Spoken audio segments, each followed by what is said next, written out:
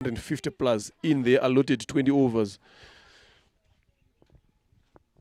In the allotted 20 overs, and Olive Dusabe Bimana, the White Clouds captain, say they are looking forward to restrict them to anything that is less than 100. So here we go now. Just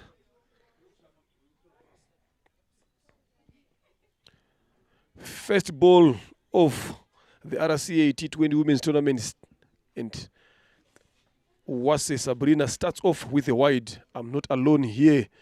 It's going to be hard for this gentleman that I'm going to be doing this commentary box, because he's one of the coaches that you can see there. Clarisse Umtoni was 18 matches, 17 innings, 238 runs, a height of 45, and a strike rate of 110.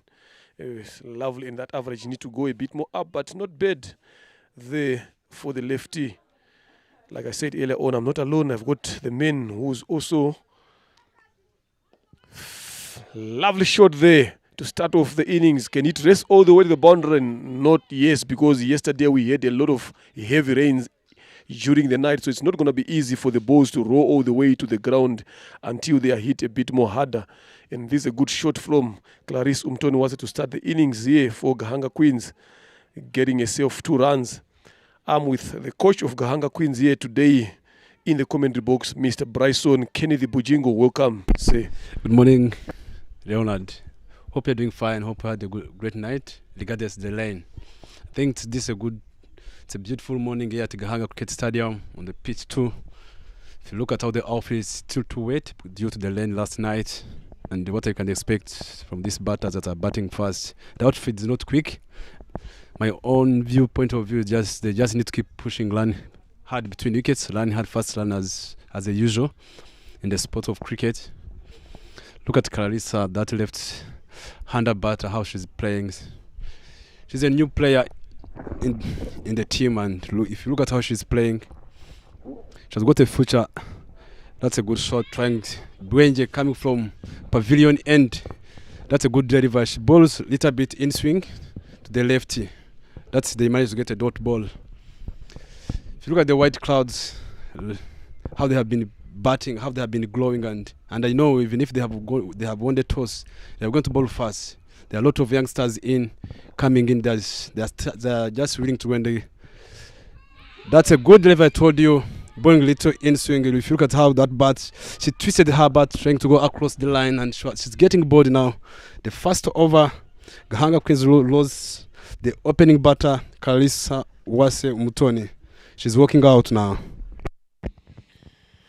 Lovely piece of bowling there from Sabrina, who was just keeping it nice and simple and nice and straight. And Clarisse playing around her leg there, then you manage to see herself getting bowled. You can look at that deliver again. Full and straight, then she goes round trying to access that mid-wicket region, exposing both off and middle stump. Then that is the first breakthrough, an important one for White Clouds. Here we saw them the last edition, the T10, they managed to win against Charity Cricket Club. Can they do the same thing again? Can this be a good start for them as Gahanga Queens find themselves on 3-for-1 in the first over here? And the captain Merve Uwase joins in, Belis Murikatete, who's yet to face the first deliver of the game. Elisha was there for Uwase. Clarisse Umtoni was there giving a team 2 runs, and that is why now we see Gahanga Queens are on 3-for-1. You mentioned about the outfield. Yes, the rains are coming in every day, heavy.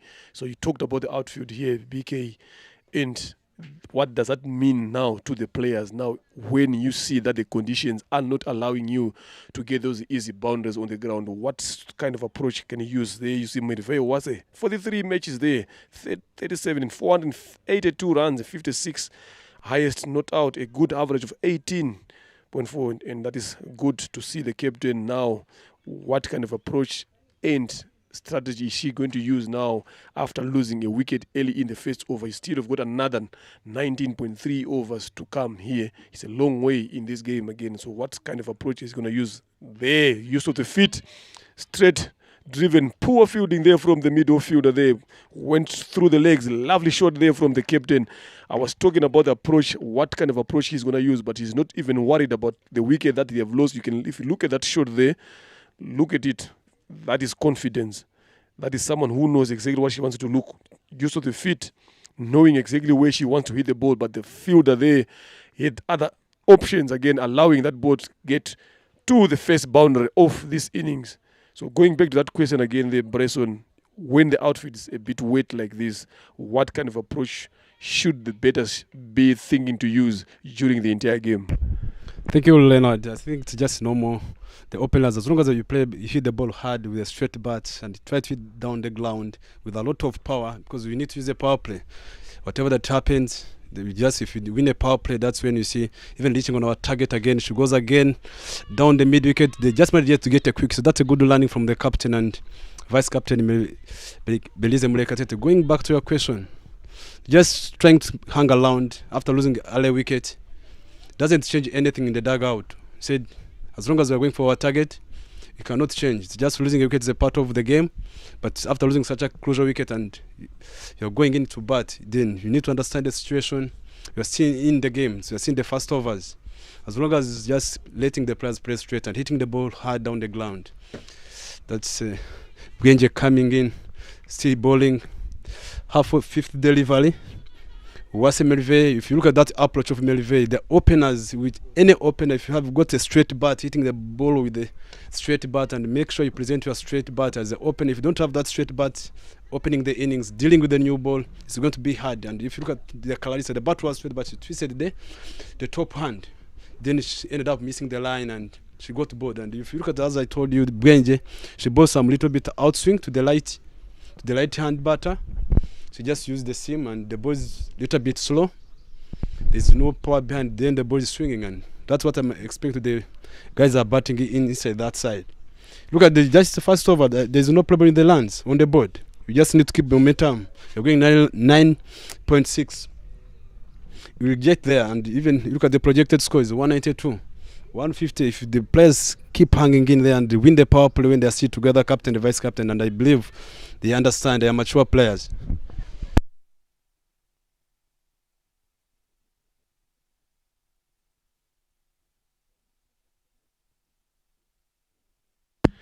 The Owase Sabrina comes off again. That's another wide, second wide off the first over. Still early showers here for Gahanga Queens, having lost their opener, Clarice Umtonowase. We know what kind of a damage she causes when she's up there in the middle. Again, were flighted, they were played to mid-wicket by Belize Murekatete. The first ball she faced today there, she gets off strike. And that is end of over number 1 here. Gahanga Queens are on 10 for the loss of 1 wicket. And the two batters there is the captain Merve Uwase and Belize Murekatete. Clarice Umtoni was falling, just facing after 3 deliveries, getting bowled by Uwase Mari Sabrina, who is coming from the mount end. And now coming in to bowl from the road end, there is the left arm spin, Teta Riodia. It's going to be interesting to see how Belize goes against these left arm slow bowlers. We saw it the other time they played. She scored a first 50 of herself against the same team again. So today, can she maintain that? We are here to find out there. Two fielders outside here is the long off end, a deep square leg for Belize Murekatete. Those are the areas that she likes to hit those big shots here. So now, having played against together for a long time, so these teams are now starting to understand each other. Analyzing starts off with a short delivery, well played off the back foot, driven along the ground to mid-off, and that allows Belize Murekatete to get off strike, and the captain Merve Uwase comes on strike. Yeah, just well said. It's looking at the left arm spinner, Tetale Wodia. She got the chance to play in under 19. Last year she was not being selected, but if you look at the confidence she has got from even being selected. If you look at now the way she's delivering the ball, it will become better as long as she's not. Look at the line, stepped out, using use of the feet. Look at the legion, well played from the captain. Look at the use of the feet. That's what we need to do as an opener. If you just pick the gap, they just took long off outside and use of the feet. She pitched up, playing that slog sweep. and the ball went for 4. That's, if you look at how she's being aggressive, you can see. Yes, if you look at that shot, look at the confidence, look at the use of the feet again. They flighted. Then the only good thing that you can talk about that shot is the placement again, knowing that the mid-on is inside the circle. There's no one in that particular region. Then she went over the top. Straight up now we have seen the mid-wicket being brought in and long on and long over up there, especially to stop those shots there. Use of the feet again, not anywhere in control with that delivery. Good comeback there from Teta Riodia. So this is something that you'd want to and love to see from the players, again, understanding the game, again, understanding where exactly they want to be scoring runs. And this is exactly what the captain for Gahanga Queens has done, and she has done it very well. Again, dropped short and wide, well cut, and that is going to rest away all the way to the boundary. Another boundary coming in. It's now raining boundaries here for Gahanga Queens. Merve Uwase with offered there by Tetari Odia, and these are the kind of shots that Merve likes to play. There we go, drop short and wide. There she reached for it, but the good thing again is the timing and the placement again, and the full stretch of the hands, making sure that she accesses that gap between backward point and a short third man that are there. Lovely piece of batting from the Gahanga Queens captain Merve Uwase. Tetari Odia needs to do a bit more better. Again, use of the feet this time. Oh, lovely placement again. I'm telling you, BK, this is good cricket from the captain. Yes, they have lost a wicket, but if you look at the shots that she's playing, there's a lot of confidence in them. There's a lot of control in them. Look at it again. The use of the feet again. You look at the control, knowing exactly where she wanted to hit the ball. If you look at the position, that is excellent. Another third boundary so far in this over, courtesy of the Gahanga Queens captain, Merve Uwase. She quickly raced away to 17 of 6 deliveries. That is massive to have in your team, in any lineup. If you have got someone who's going at that particular rate, again, use of the feet, but it was a bit aerial, but there's no one there because long on and long over, standing down on the boundary. So there's no one to catch that particular delivery. Again, but good positive intent from the captain herself to end over number 2. Gahanga Queens are 24 for the loss of 1 wicket. 1 wicket here. That is good to see from the captain herself after losing Clarice Umtonuwas in the first over, but she didn't look to hold back, and this is something that she has been saying. I had a chat with her in the morning about the game. This is something that she was saying, that I don't need to mind about what the other guys are doing, or if you have lost wicket, I just need to go in there, stick to my plan and play my game, and this is exactly what she has managed to do. That's well said. That's a good start from the captain. I think that's what we talked about early in the morning in the dugout, and I just told the players, it's not all about what you are capable of doing. You are capable of being playing, but what you're willing to do as a player now, that's what makes a sense now during this time. If you look at how she came in, and so if you lose early wicket, you need to back up each other. You have got a chance to go and express yourself. Then you play your role as a batter. She's normally opening batter, and if you lose the early wicket and said, I'm not opening today, but if you lose a wicket in the first ball, you're opening, we're still dealing with the new ball. Again, the opener, Uwase Sabrina, coming in to bowl again from Pavilion, coming to bowl her second over. Merve still on the strike. That's a good use of the feet again, playing with a straight bats, use of the feet. And if you look at the captain now, if you look at picked with Merve, she's aggressive, and look at how she's using the feet. She's good at using the half feet, making sure, look at the head. Even if you step away with the line, as long as the most important thing in this sport, it's all about your head and your straight bat. If your hands and the head are in the line of the ball, and as long as the bat is straight, everything gets clear. Good shot there from Merve Uwase. I think the other good thing that she has done, or what she has realized here, is the pace on the ball. These bowlers, they don't offer pace in their bowling, so that is the option or the plan that she has come up with, that if there is pace off there, I need to use my feet to the ball, and she's doing that very well. So now it's something that even Belize Murikatete on the other end now need to realize that. Again, lovely piece of bowling there from Uwase Sabrina. So it's something that Belize Murikatete on the other end also needs to realize, to say, what kind of a plan do I have against bowlers that are slow? So if they can just have a chat between the two of them, Merve Uwase and Belize Murikatete, to talk about what approach should they use against bowlers like this. Once they get it right, both of them, I'm telling you, they're going to be scoring runs at ease.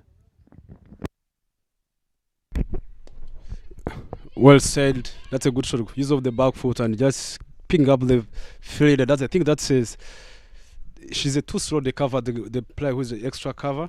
That's a being too slow. Then Merve went, Beleza went for back foot and punched straight in the extra cover and managed to get that single. That's even what we talked the morning. To wait early, which means the ball, there's no pace, there's no extra bounce. You just need to commit down and play late as much as you can. That's a brilliant bowling. That's a good communication from the captain and the vice captain. That's a good delivery from Sabrina coming from pavilion end. And as I told you, if you look at from this team how they have been playing back last tournament in T10, it shows that you look at how they are growing up. They have less extras now. They used to bowl a lot of extras, but now look at now. Those are the teams that grow in the league.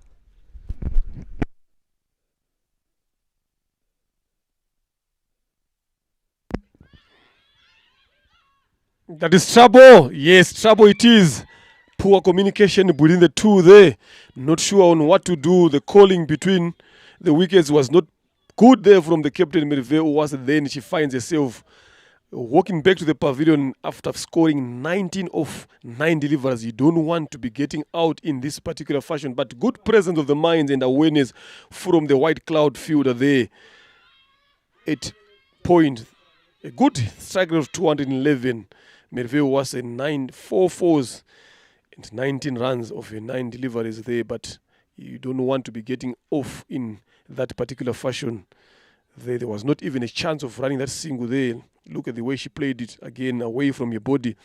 But good presence, picking up there from the fielder. 8 point and accuracy in terms of throwing is what White Clouds have done very well there. And that's the end of Merve Uwase, the Gahanga Queens captain, gone for 19. And in comes and joins in Belis Murikatete is Giovannis Uwase.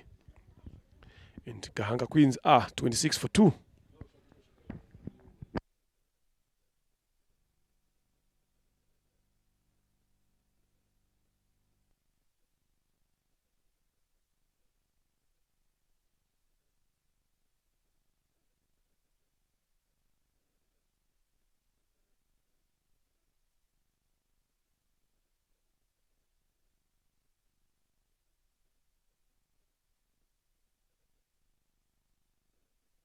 Tetari Odia to continue from the road end there. That was the end of the third over where we saw the last ball, a wicket falling. And this is something that we've seen during the entire tournament. Every time the last ball of the over, we see a wicket falling down. This is something that these players need to realize again. Merve was being run out there by Gisubizo Fulgensin and Gisubizo Kevin.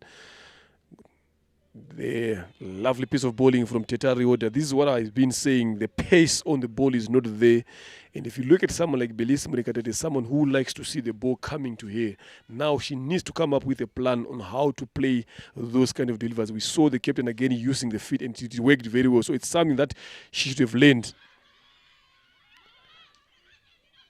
There was a shout there for LBW, and the umpire is not interested in that ball.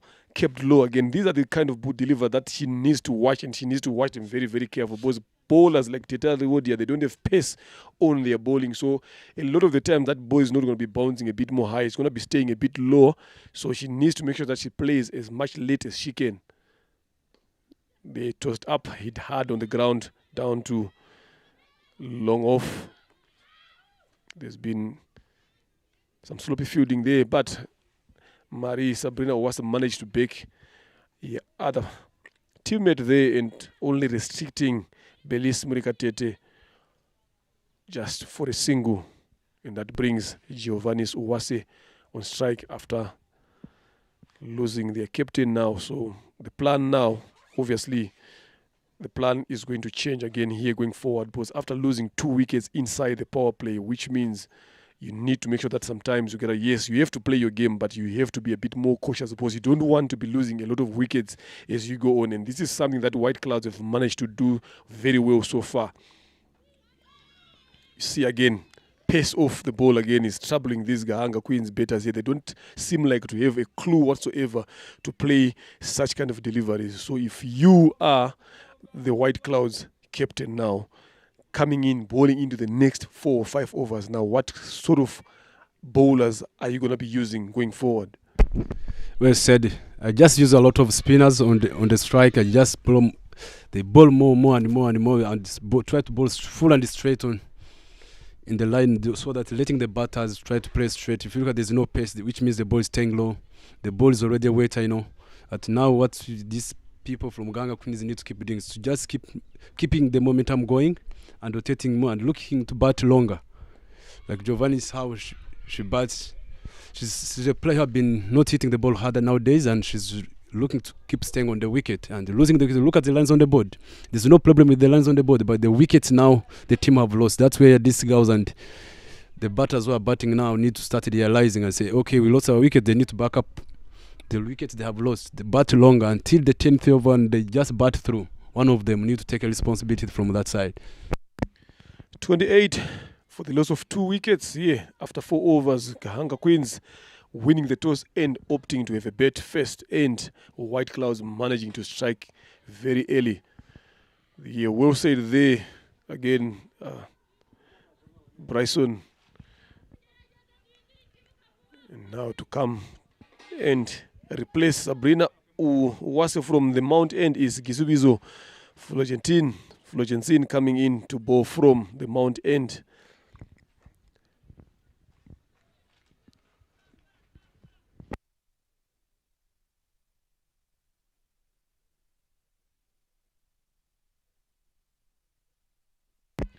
Good ball to start off there, and Belis Merikatete going for the forward defense, then managing to get off strike, leg by there. I think this is something that now Gahanga Queens and Belis Merikatete need to speak about, because if you look at the way Belis Merikatete, the way she's playing, and us having seen her playing during all these other leagues and tournaments here for Gahanga Queens, she's someone who's very, very much explosive and attacking. But if you look at the way she is playing now, she's not looking to be that kind of a batter. Yes, you've lost 2 wickets, but you gotta play your own game again. You gotta play your own game. That is something that she needs, because during this process, the way she's playing again, you end up losing your wicket. If you look at that deliver again, that was close enough call for the LBW. Lovely shot there from Uwase. Giovanni's driving it through the covers, and the fielder had no time whatsoever to stop that delivery. That is good to see.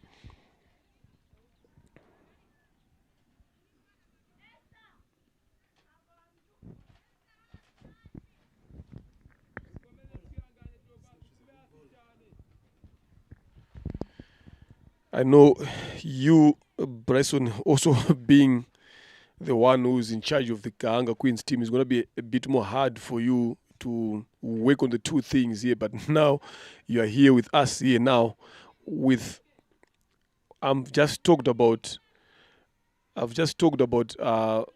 Belis Murekatete, knowing her with the way she plays. She's someone that we know she's aggressive. She's not someone that you expect to face 9 runs and score, to face 9 balls and score 4 runs. It's someone that you would expect to face 4 balls and score you 9 or 10 runs. But now with the way she's playing, she's a bit more in a shell.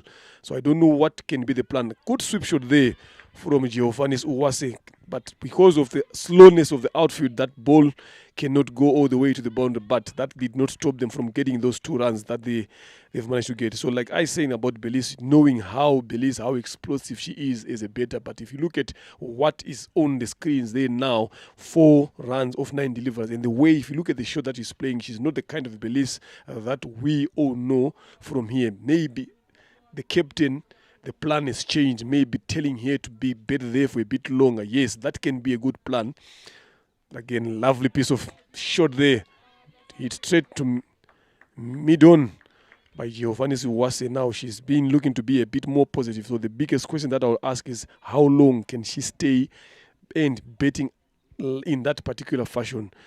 Also going back to that question of Belis now is, did the plan change from the captain and the team to tell her to be a bit more cautious than to be attacking? Spoke too early.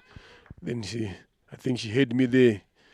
Those are the kind of shots that we normally expect to see from Belis Murekatete if she is looking forward to putting a bigger total on the board. So my question again, you answer after this over. about Belize in the plan having changed. I know it's going to be hard for you to be in the cones box and being the coach at the same time, but you know, you got to try to balance the two. So I'm going to be asking you this question. It's also good to have you here now so that we understand exactly the plan that you guys have for this particular game. End of over number 5 here. Gahanga Queens are on 37-2. Yeah, well said. If going for your question, if you look at, she's always aggressive player and coming to battle on top order, it's something that we are trying just to be aggressive player, more aggressive. And if you lose an early wicket, and maybe that's why she changed that up to I lost crucial wickets, and who are guys behind me? They are all-rounders, and that's why sometimes, and with a slow pace, as you said early, the guys how they are bowling, and she's the girl who like going for the strike of the ball. She's just trying to be more cautious, and if you look at now, and I believe that her strike rate will start to keep going as we go forward. You're losing early wickets, and that's why she's trying, how can I construct the innings? It's a learning process. She's trying to go in, and as we are going forward, and those are the things we're going to be working on, so that if you lose the early wickets, cannot change your mindset, how you're going to play. That's a good bowling from Umziranenge Fabiola replacing Teta Riodia from the road end. Starts off with 2 dot deliveries, and this is what White Clouds is looking forward to be getting. A lot of dot balls. The more you bowl those dot balls, the more pressure you're going to apply on Gahanga Queens. If anything, look at that shot. Belize was not anywhere closer in terms of controlling that particular shot. I said these pace-off bowlers, they don't have that bounce that you normally expect them. Look at that again. It was bowled short. Well fielded there in the covers. And good rotation of strike there by Murekatete Belize. And this is something that they need to do, and they need to do it a bit more longer if they want to reconstruct the batting innings here after having lost 2 wickets. Yes, their run rate is quite healthy, but you got to make sure that you get a partnership going on. But if you look at, again, the lineup of Gahanga Queens, you still have got someone like Shakira Nyomhoza in yet to come into bat. That is a wide there from Umziranenge Fabiola. There is Shakira Nyomhoza to come in next. There is Dihan again to come in next. There is Clementine to come in. Those are guys that can give you a few runs if you give your team a good start. So there's still a long betting lineup here there to come for Gahanga Queens, and there's still a lot of work to do for White Clouds if they want to make sure that they chase a low total in this game. Good shot again off the back foot into the covers by Owase Giovannis.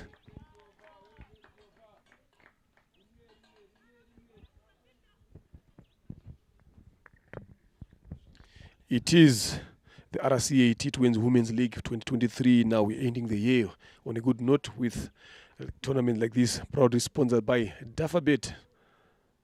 She tries to go up in the air. That should be taken easy, and catch taken there in the covers. Murekatete Belize opting for the other option, not even closer in control with that particular shot, and she finds herself walking back to the pavilion, and Gahanga Queens are getting into a bit more trouble again. 40 for the loss of 3 wickets here. 6 runs of 13 deliveries. This is what you don't normally see from Belize Murekatete. A strike rate of 46.15, not good enough for a kind of better like Murekatete Belize. I've been saying about the way she has been playing this game. That is not your game. Look at that shot. She tries to go not even closer to that ball, reaching for that ball and managing to find the field that covers. A good catch taken there in the covers. And that is something that White Clouds has managed to do. If you look at them today, they look like a much improved side from the previous game that White Clouds have played, which means they've gone back there, worked on themselves. Whoever is going to be in charge or coaching them, they've done a good work for them. So this is something that you'd love to see from a team like Gahanga Queens, that is like White Cloud, that are coming in. In comes Shakira Nyomhoza joining in Jehovah Nis Uwase at the crease. After winning the toss, there is 20 matches, 10 innings, 93 runs, the highest of 30. And it is strike rate of 78.81 there.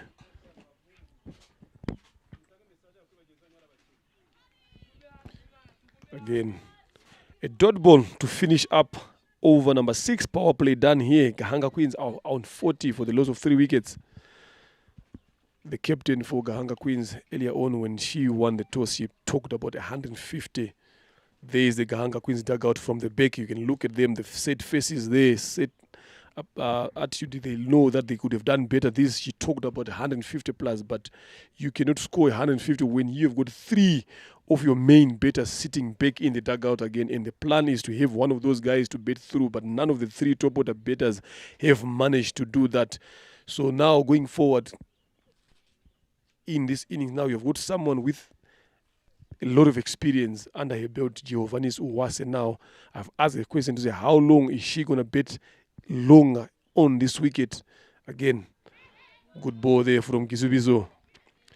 Every time that White Clouds bowls a lot of these dot balls here, a wicket comes in. So this is something that they've managed to do well. So as Gahanga Queens, I think this is something they also need to start realizing, to say, how do we face a less dot balls again in order for us to keep piling runs on the board. They've got a good strike rate here, so going big at this particular time is not an option. Again, that should have been a chance there, chance missed.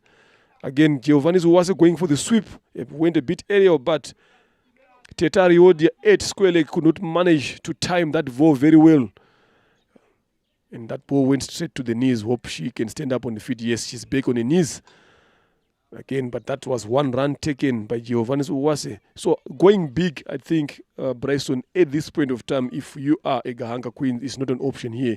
You are striking the ball very well at 6 point and over, hitting the ball well down on the ground. I think if you maintain that kind of approach for a bit more longer, until to over number 10, over number 11, then from there you start stepping up, starting going for this big shot, you could find yourself easy on 90 or 80 runs here. Again, another powerful shot played into the hands of the field that covers by Shakira Nyomhoza. So one of these 2 batters here, or both of them, needs to make sure that they give Gahanga Queens a big and a long partnership here. Shakira and Giovanni Uwase.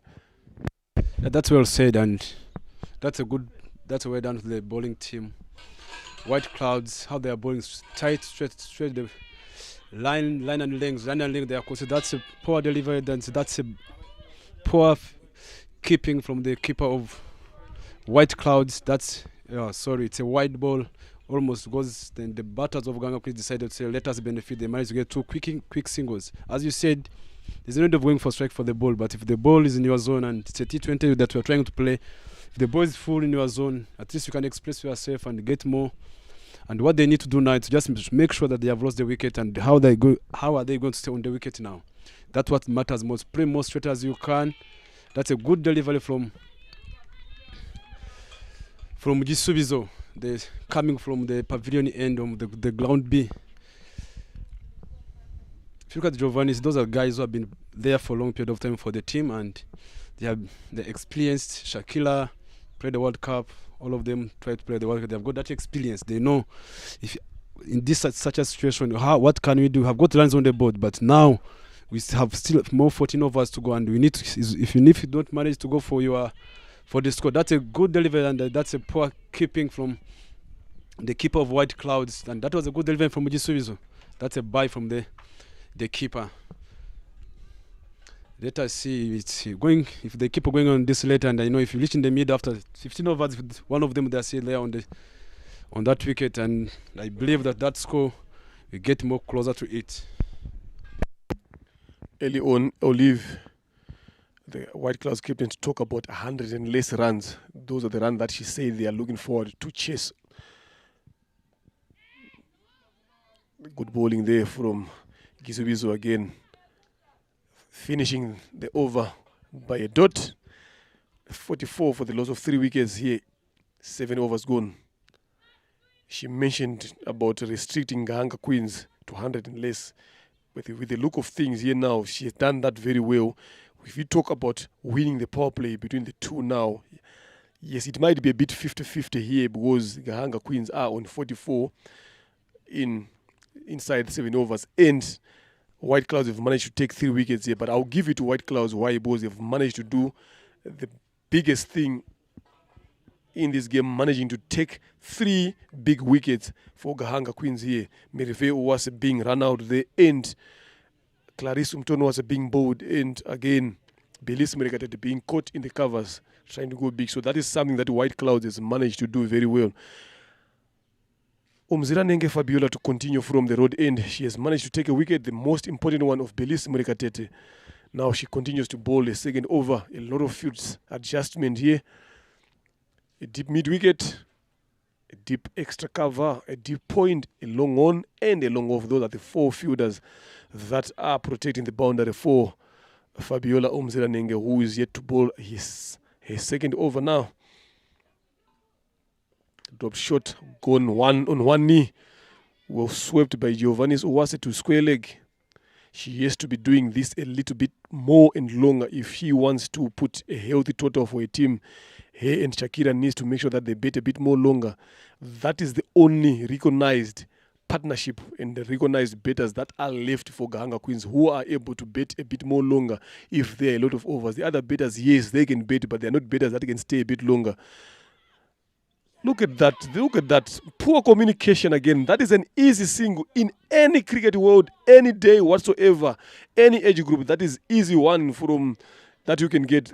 But Shakira Nyomhoza did not even showing the signs of wanting to run. And this is what pressure brings. This is what, if you are not present in terms of playing the game, this is what it brings. She has faced 4 deliveries yet to get off the mark.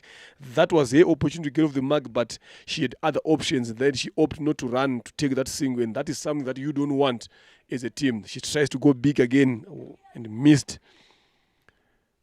I don't know why she refused to run that single here. I'm telling you, what is that pressure coming from? You wonder.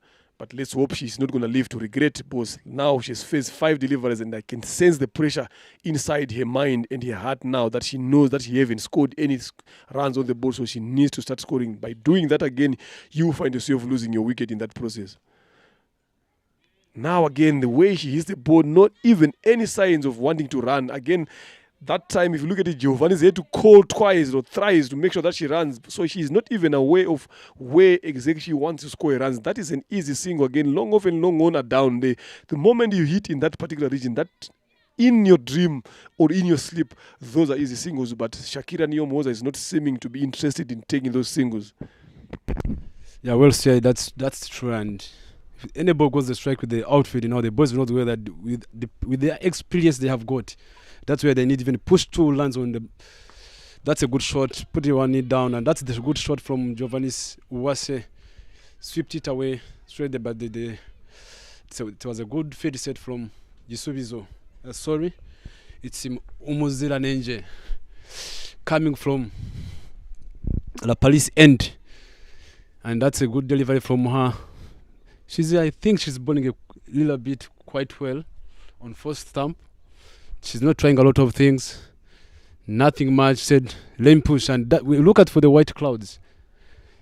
They are taking things easy. They are just bowling line and length. There are less extras now. That's a good.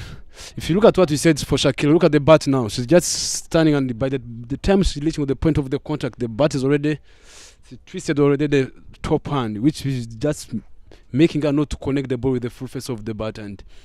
And she's already, even you can look at the body language on the wicket, the discussion, and there's something going on her. 47 for the loss of 3 wickets after 8 overs. Gahanga Queens winning the toss and opting to have a bet.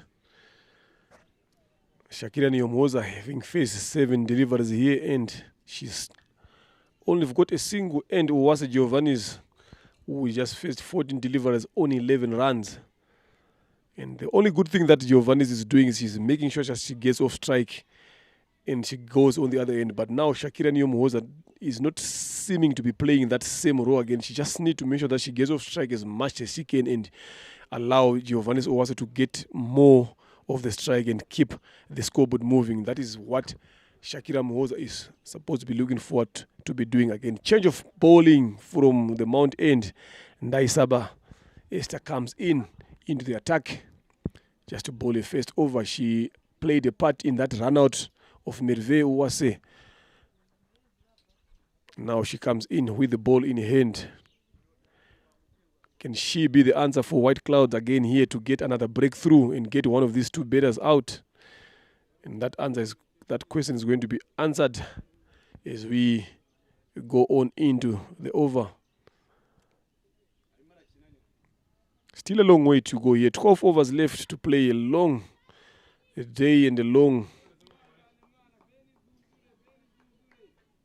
game for these 2 teams to finish up here. The projected score has gone down to 118. Goes for the sweep again. Catch is the call. The keeper had not enough feet to go in there.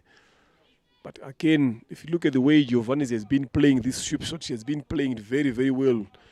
And she is stuck to that. And that is the plan that you'd want from the better, especially with bowlers like this that do not overpace and pitching the ball a bit more short. That can be an ideal option to use, and she has managed to do that very well.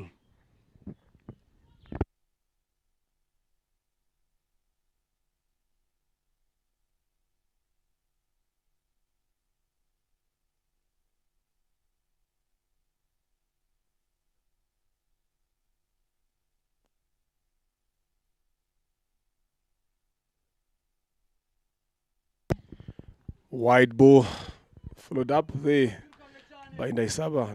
Not good signs, and that is something that we have been discussing in terms of extras. White Clouds has not been offering a lot of those extras in these first 8 overs. I think they've offered a little than you expect them to do, and that's what I've said.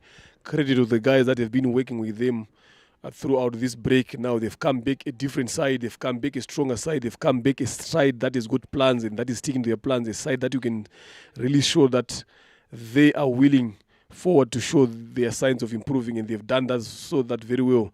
5 boundaries so far in terms of fours have been scored. Not yet a maximum we have seen so far. Again, driven down on the ground to point again. Risky calling there, but they get there comfortably. Just a bit more slowness from Sabrina Owase at point there, allowing Shakira Nyomoza to get off strike, and that is something that Shakira needs to be doing forward, rotating strike as much as she can, get Giovanni's to face. She's the one who's in control now, so that is exactly what she's looking forward to be doing.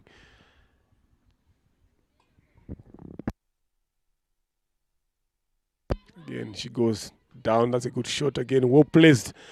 The fielder runs across, but because of the rains that we have been receiving for a couple of weeks, it's not going to be easy for such kind of shots to race all the way to the boundary. So a lot of running in between the wickets is required here for Gahanga Queens and the other teams to come, because it's going to be a lot of slow outfit here.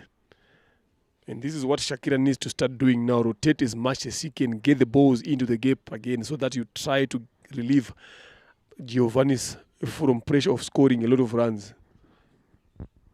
Yeah, just that well said, and that's what needs Shakira. She's still young and she's a good player. She's a good shot, that's what she's been. Good drive shot, straight to that she managed to get to one. If you look at Shakira, look at her stance, the way she's triggering in, and if she can use that half front foot going the line, she can be a good striker of the ball. And let us see how it's going to be. The ball is in Ndaisaba, one of the under-19 players who have been selected, that will be among of players that are going to compete to play the World Cup qualifying next year. That's a good delivery from her. She managed the ball down the leg side. She's coming from she's coming from Pavilion End, Mount End.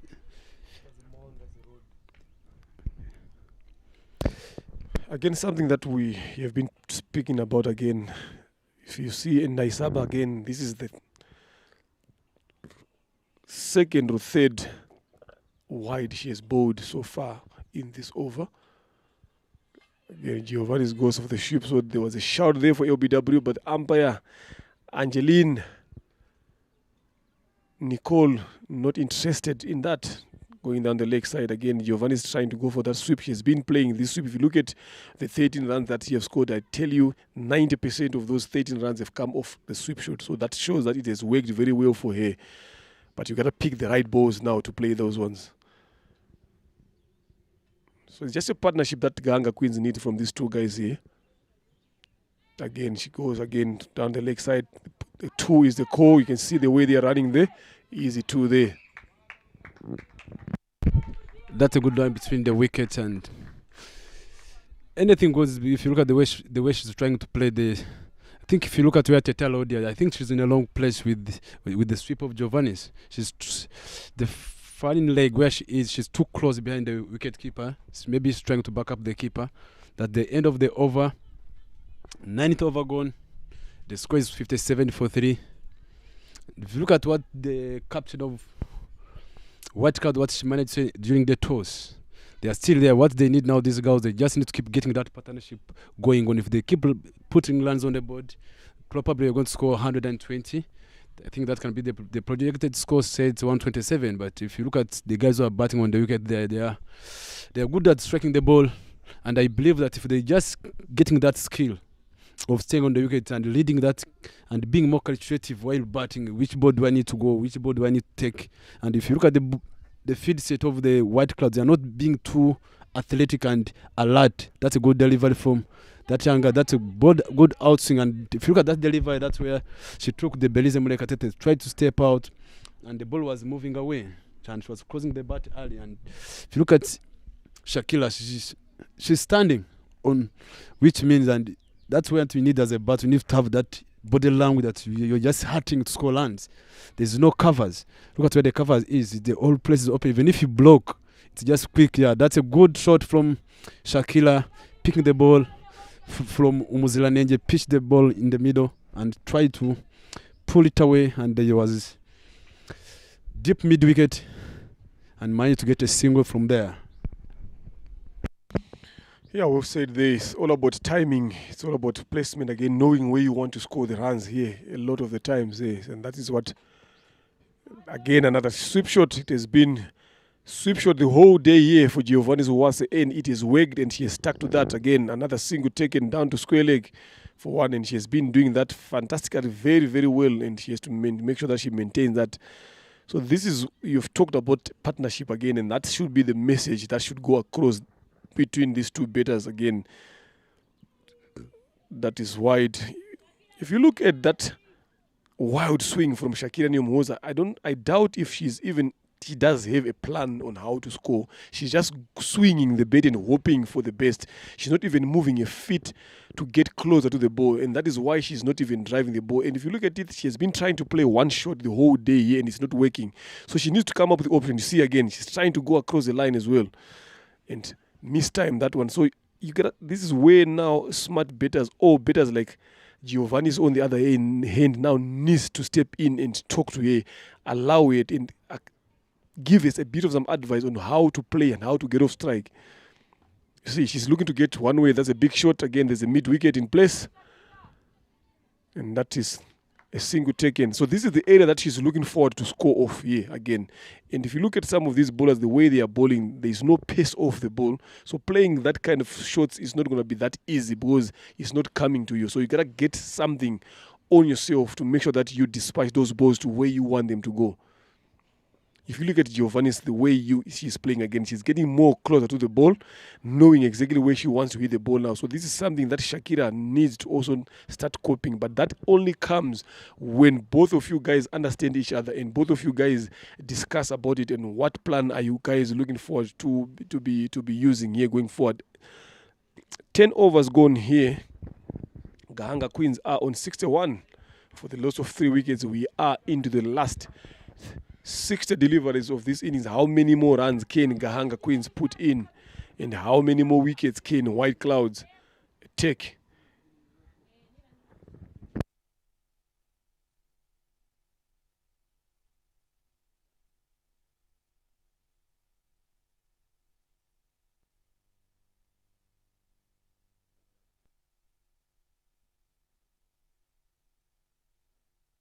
Wasi Sabrina comes back into the attack from the Mount End to bowl a third over.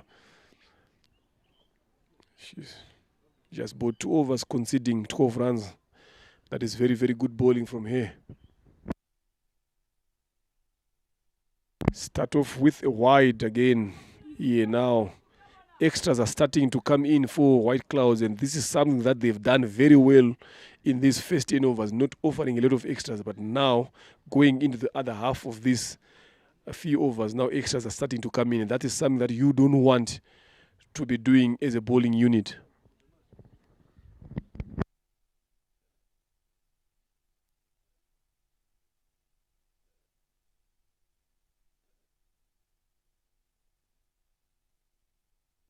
Futos miss there from Nyomhoza Shakira.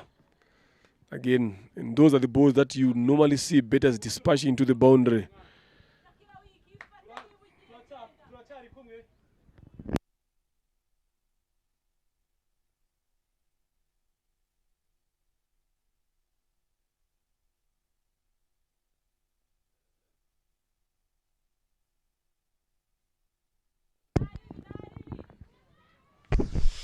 That's just a good bowling. That's I think that's Bwenje coming to bowl her third over. She's bowling a little bit. Sorry, it's just that's a nickname of Uwase Sabrina. Just call her Bwenje. She's called Uwase Sabrina. And you look at her two deliver. Those are full tosses, and those are the thing for me in the cricket. That's a poor delivery. If it comes to the bat, it's like a gift, giving a chicken on the plate to eat. And Shakira is not just utilizing it well. And the first full toss she missed. The second she managed to get a single on the leg side. She needs to start coming in the game again, coming to ball from the mound end. Another full toss again, coming to ball to Giovanni. Said that was a full toss. They managed to get another. Managed to get 2 runs. There was, as you said, the outfield is too slow. If you look at the Bwenje, then Sabrina, it's going to be hard for me just to get this name right because I'm used on the nickname because I've been being together every day at the workplace.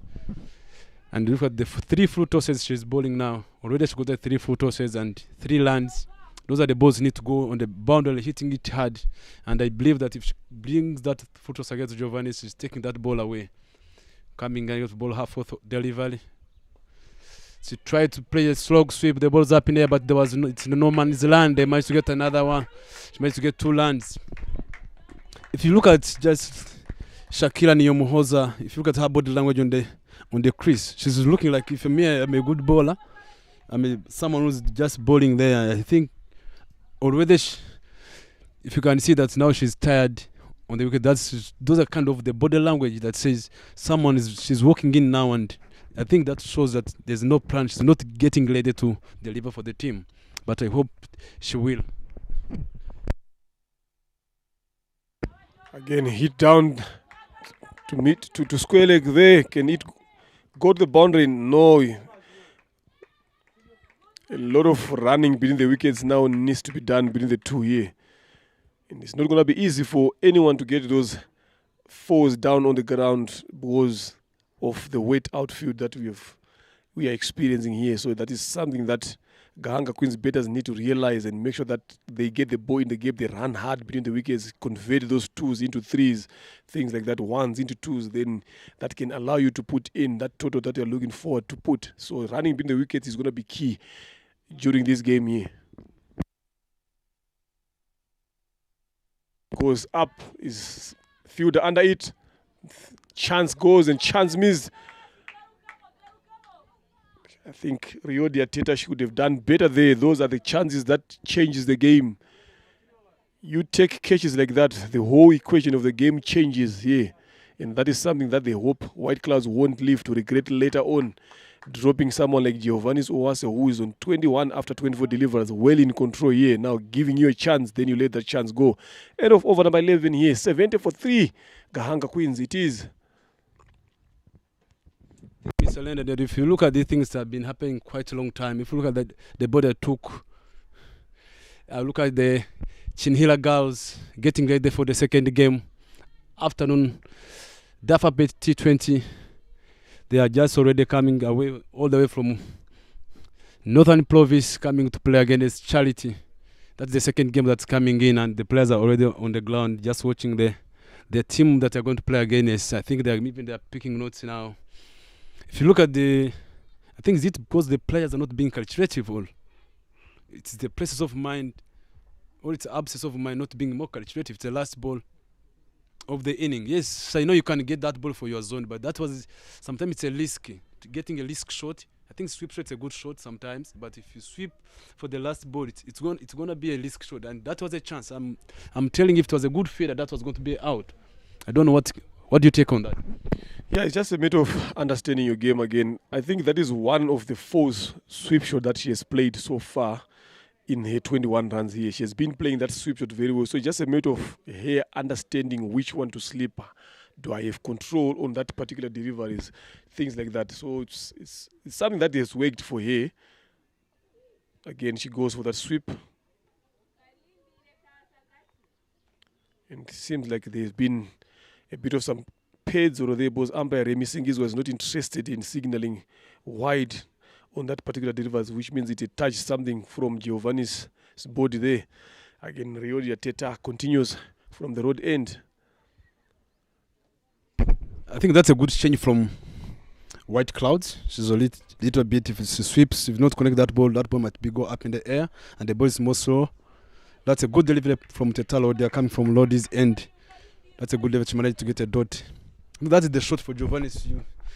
If it's your shot, you're gonna back up with your shot. Sometimes I understand it, but sometimes you cannot just let someone so playing half shots as a player. But sometimes you're gonna be more calculative. Tetalo, they are coming in again to ball. That's a full toss again. I think that's they managed it. It's just a good shot, but there's a feeder for that ball. I think that's the thing that we are struggling to go for. If someone gives you a full toss, sometimes I've been like giving you a chicken on the plate to eat as a batter. That ball should fly outside the boundary. It's just a matter of timing the ball. I think there have been 4 full tosses that Gahanga Queens has managed to miss it. They're trying to overhit the ball.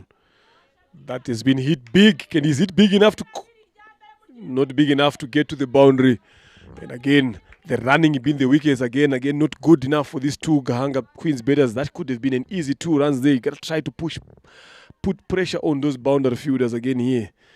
And that is something that they need to work forward. You're playing on a wet outfield, which means getting the ball to the boundary on the ground is not going to be that easy. So run in between the wickets. That is the first maximum of the game from Owase Giovannis. Again, here we've been talking about maximums here coming in. Now Giovannis has got different answers. She has been given another life again now. She's making White Clouds pay. Good shot again. If you look at the way she picked it again, waiting for that deliver. Look at that shot there, BK. The way she waited for it. There, a big hit to the boundary, a couple of meters outside the rope. Are we going to see more of this? She has not been hitting a lot of these sixes for quite a while now. Is this a good comeback for Giovannis? I know you're going to answer as the coach for Gahanga Queens, but take that coaching belt away. You are here in the commentary box now. You got to talk more like someone like me who's neutral. Just well said. If it's just that's what always now. She needs to keep. The more you bat in, your shots are going to start coming. If you look at the version of game we have been playing, it was just a game of pleasure. She goes again, use of the feet, and she just managed to take it on the cow corner. There's a feet that she managed to get a single from there. Then just from point of view, she had been playing that T10. It's a game. There's already under play. It is a pressure game already. What you just need to do as a player, you just need to adapt. If you look at the team that the players have been playing with, the last T10 she played almost only 3 games out of 7 games that we played. At the end of 12 over, the score is 79 for 3. That is a good shot there from Owase Giovannis, getting that first 6 of this RCA T20 Women's League. Again, between 2 teams here that are taking on each other, Gahanga Queens and White Clouds. 79 for the loss of 3 wickets, 12 overs done here. Winning the toss in the morning and opting to bet. Now they find themselves in a much comfortable position after losing those 3 early wickets. Giovannis Uwas and Shakira Nyomoza have managed to put in a decent partnership in there. Giovannis on 29. Current partnership is 39 of 37 deliveries. Uwase Giovannis 21 of 21. And Shakira Nyomoza 8 of 16. That is the contribution there. And Murekatete Belis is the last wicket to fall, getting caught in the covers, bowled by Muzira Nenge Fabiola. And Angeline Uwimpaye was the one who took that catch. And another extra being offered here by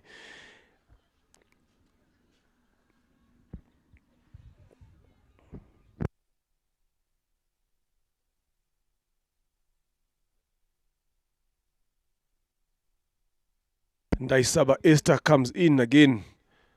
There's Giovannis again. She goes aerial, up and over. Lovely shot there. Again, that goes all the way to the boundary. That is Giovannis Uwase's time. It's Uwase's time now. She's changing now. She's trying to go big. She knows that they need a lot of runs if they want to win this game. And if you look at the good thing that I am liking from Giovannis Uwase, except for that chance that she has only given, if you look at the timing and the placement of the shots that she's playing, that is something that you'd want from your mid-order bet. Again, understanding how to control the innings, and that is something that she has done well so far for her team. That is outside the line, not interested. Umpire Angeline Nicole Igihozo there standing up. is one of the upcoming female umpires in Rwanda Cricket Association. They've done well so far in terms of making sure that they have a lot of female umpires getting involved into the game, whether scoring, umpiring, coaching, things like that. Shakira Nyomoza seems to be in a bit of some trouble here. Yes, he's not on strike for now, but if you look at Hef having faced 16 deliveries and 8, yes, it is good that you've got someone like Giovanni who was on the other hand in control, but now this is the time that she also needs to start stepping in a bit more, getting those singles again, getting those twos in again a lot. Then once you do that, then you have a balanced partnership between the two batters. That's just well said. If you look at just this, now she's on 32 runs, 33 runs of 32 balls. Now it's 33 runs of 33 balls. 100 strike rate of 100. I think from my point of view, if you look at, that's where they need to start, because they have opened already. Field set is open. Just keep the ball ticking. As long as you play yourself in as a batter. Giovanni's on the strike again. That's what she just use of the footwork. She managed to get a dot. That's another delivery from Esther Ndaisaba, coming from the Mount End.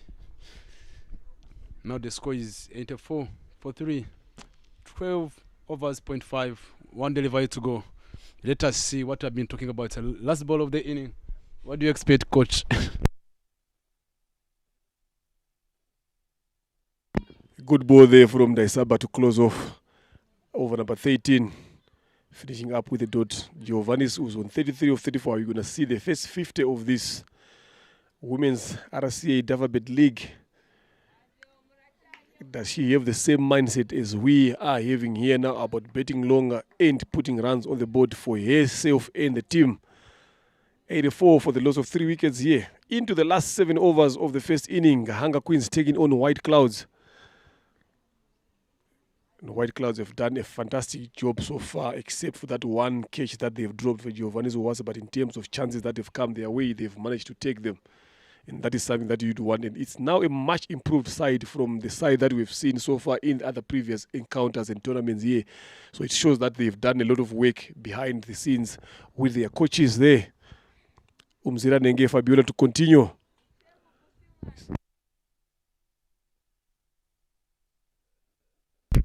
If you just like Shaka now, it's not the Shaka you normally used to see on the strike, how they are playing some vertical shot, but now you've got it, she's breaking the arm early. There's a chance now the wicket is just smelling on her. She's not just playing with a straight bat. If you don't play straight bat, and the good thing now, that's where maybe Giovanni's need to step in and tell her, you give me what, don't try to hit the ball harder because you're not connecting the ball. You give me single, give me a strike, so that I can take on these guys. It's going to be, that kind of discussion you're expecting to go. That's what she's trying to, just trying to hit the ball harder, and she's not connecting.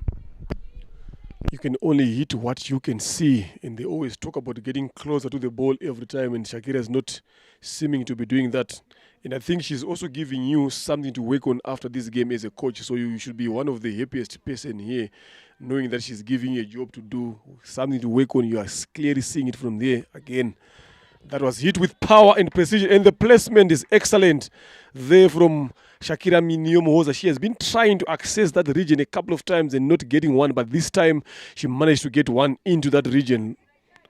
They're straying down the leg side there, opening that front leg again, and managing to access the gap between mid wicket and long on.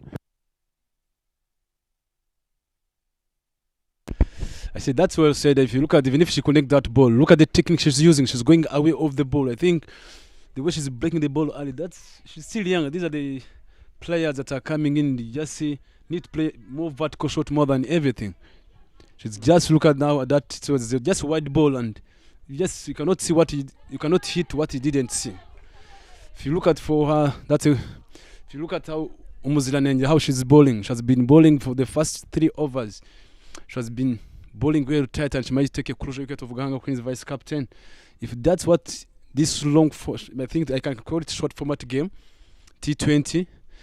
But sometimes it's hard. Players are not used, but now they're coming in. They use ball. That's a good quick single from Shakila, getting quick single over the mid wicket region. That's what these guys, they're coming from the version of T20. They used to bowl 2 overs and they're done, but going for going for 4 overs now for some players like Muzila Nenje who don't get a lot of time for training and come from where she's working and coming in to bowl 4 overs. Sometimes it's hard. It's quite a challenge, and I know it's just the first games. Are in the middle of you're just the beginning. In the middle of the game, they're going to. That's a good delivery from Muzila Nenje. She managed to get a dot, and if you look at how it was a good straight, but it was a little bit lazy. The ball is not coming. You need to pick up that ball. That's when Giovanni needs to start thinking. If you can look at her body language on the wicket, check. She needs to add more power on that. That's when she needs to step in as a major batter. Look at the, she has played a lot of balls and she has got the runs on the board. Catch code, but there's no one in that particular region. Again, going for the sweep. 2 runs it is. And they get there comfortably. Now, I think earlier on you talk about experience. Now, this is where that experience need to come in now from Owase Giovannis again. She's on 35 now. So she needs to make sure that she bet there. She has to be there a bit more longer. 14 overs gone here.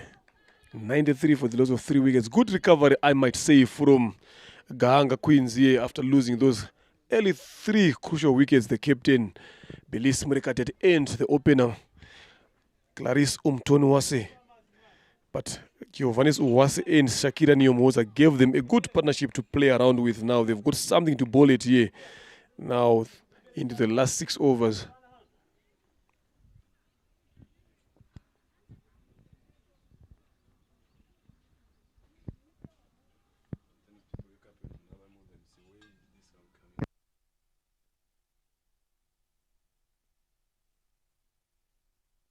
Lovely shots there.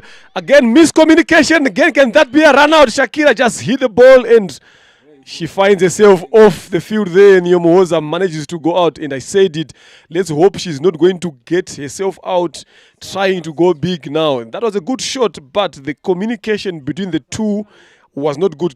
2 run-outs again for Gahanga Queens. Again, that is something that they need to go and work on. We saw Merve early on. And that is Shakira Nyomoza, who has just walked off, being run out for 13 of 20 deliveries here.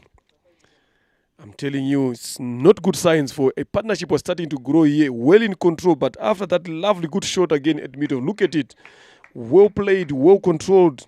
But the calling between the two batters again, there was not even a chance of a single there. That ball was hit straight into the hand of the fielder. Not even a chance of running one there. I don't know where Shakira was going on that particular time. Again, that was a good call from Owase Giovannis there, sending a partner back, because that ball was hit straight with power to the field and she managed to field that ball very well.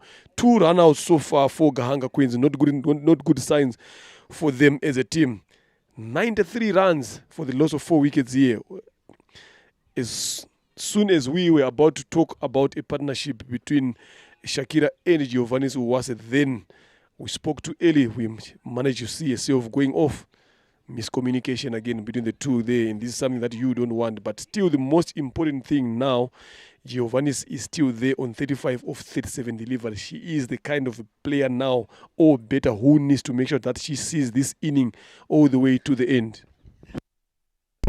That's well said. Look at that Shakira. She's just walking out now. That was a good shot, but sometimes you just need to be more calculative. It's a good shot, but you just hear the sound of the bat. You say, let's go. And that was a good piece of feeding from, that's a good bowling from Muzila Nenje. Sorry, so Ndaisawa Esther, coming from the mound end. That's a good delivery from her. If you look at this team, how they are bowling now, they are tight line and length. If you look at how they started, they just before the power play, they have already won the power play. Even if the team Gahanga have won the squad 41, they were 41-43. And if you look at now, it's just 14.2 over. The score is on 94, which means they're going 6.5. In this women's cricket of, that's a good shot from Giovannis Uwase. That's where she needs now to come in to bat, because if you look at the tail enders now, the one who are going to start coming, that's when she needs to face more and taking more responsibility with her experience she has been using back in days. I heard you talk about tail enders. You just lost 4 wickets here, so which means your tail is long. Lovely shot there from Uwase Giovanni's. She has been playing that sweep shot very, very well, and she has played that again all the way to the boundary. Again, to give your team Gahanga Queens another boundary that they was needing. You talk about tail enders now, but Gahanga Queens have just lost 4 wickets here, which means your tail as Gahanga Queens is long. Lovely shot there from Uwase Giovanni's. And this is where we normally talk about having the right guys operating at the right time. You understand? So you need to make sure that Giovanni's has to be there all the way to the end. She don't need to be exposing the other new batters that are coming in. She has to be there all the way to the end.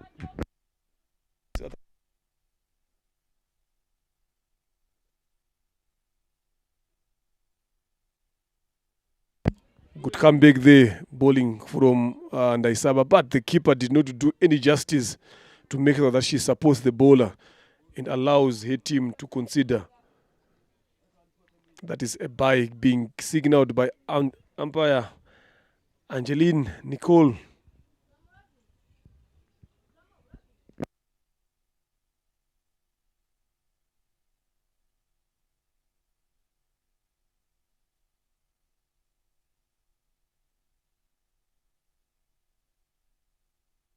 Swing and a miss from Clementine Uwaisaba to end over number 15. Gahanga Queens are on 99 for 4. Olive, the White Clouds captain, talked about 100 and less. Now Gahanga Queens are only 1 run away from passing that 100. Now we're going to start counting now from what Merve Uwase said. He talked about 150 plus.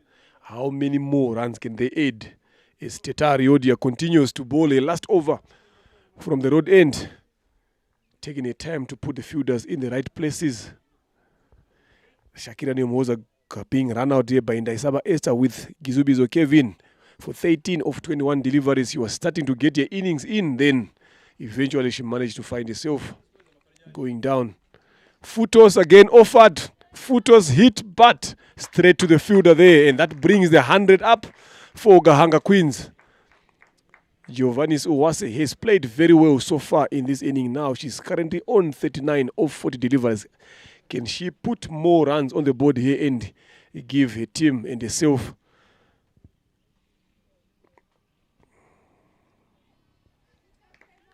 good comeback there from Reodia Teta? And this is something that someone like Uwaisaba Clementine needs to realize, that she needs to get off strike and make sure that she gets Giovanni's, who's on 40 now. 10 runs left for her to score. Probably that can be a first 50. Lovely shot again, sweep. But there's a fielder. A fielder does badly there. She has been fielding very well in that particular region, but this time around she couldn't manage to hold on to that ball and allows Uwaisaba Clementine to get her first boundary of this inning. And that takes the score to 104. Look at that shot. Well swept. Sweep shot has been the order of the day. I don't know what you Gahanga Queens players and the coach have been working on. We've seen the sweep shot being played well. We saw Merve again using the feet very, very well. It's something that you guys have been working on prior to this tournament. Again, another foot toss. Sorry, another sloopy ball being bowled. Then Clementine being happy of scoring that boundary. She goes for the block. That's well said. And if you look at now, they score 104 for 4 in 15.4 overs. Clementine Uwaisaba trying to just,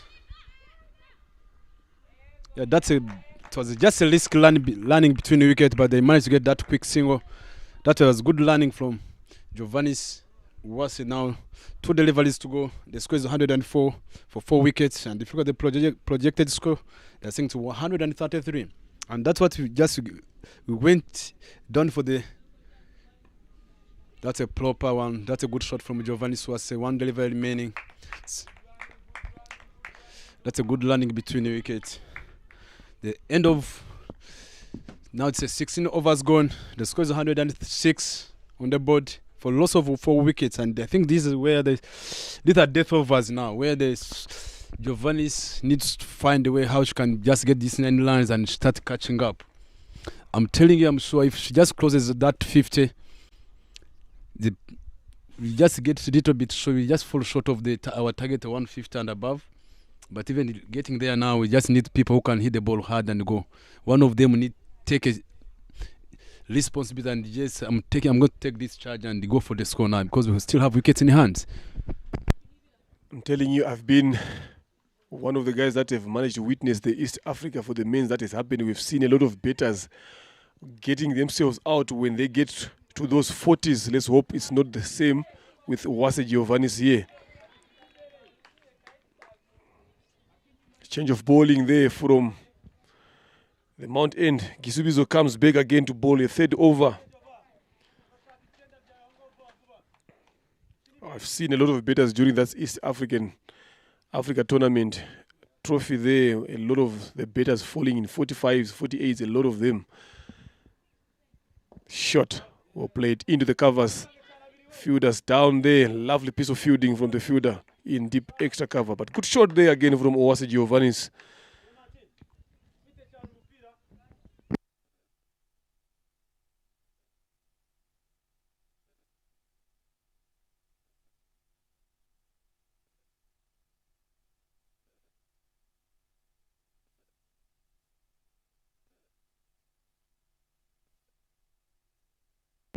And short and wide.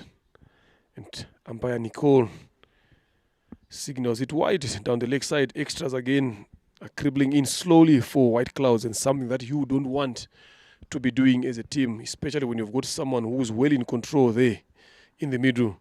Giovanni was on 42 or 44, and Clementine was again 6 of 6. Good strike rate there from here again. She just need to do the simplest job of them all. She just get off strike and make sure that Giovanni Uwase takes charge.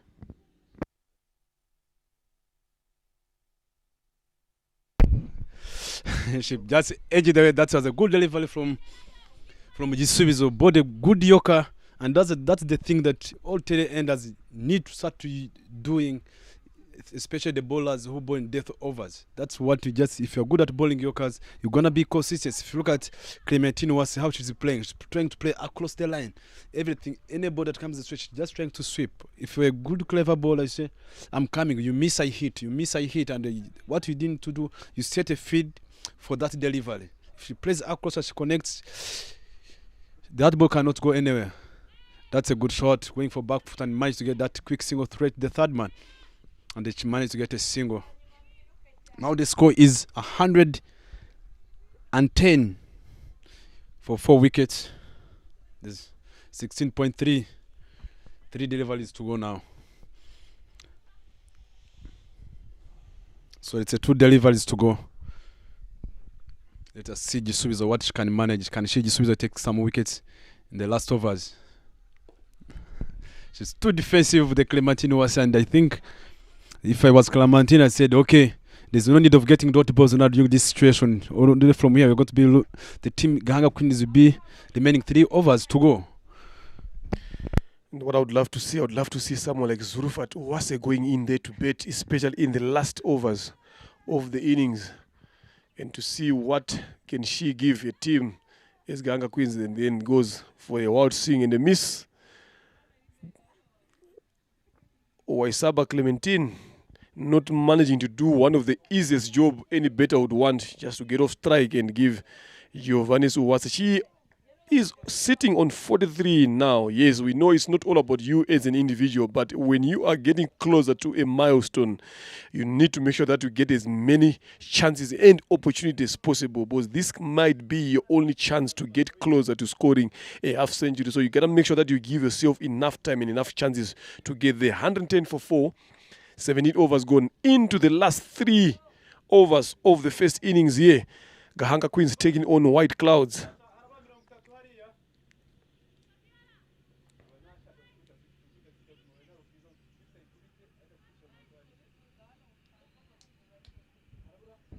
Another bowling change from the road end. Just a switch of ends there for Esther. Just comes now from the road end to bowl a last over of the innings. On strike is Giovanni Uwase. Start off with a full one. Lovely piece of bowling there from the youngster.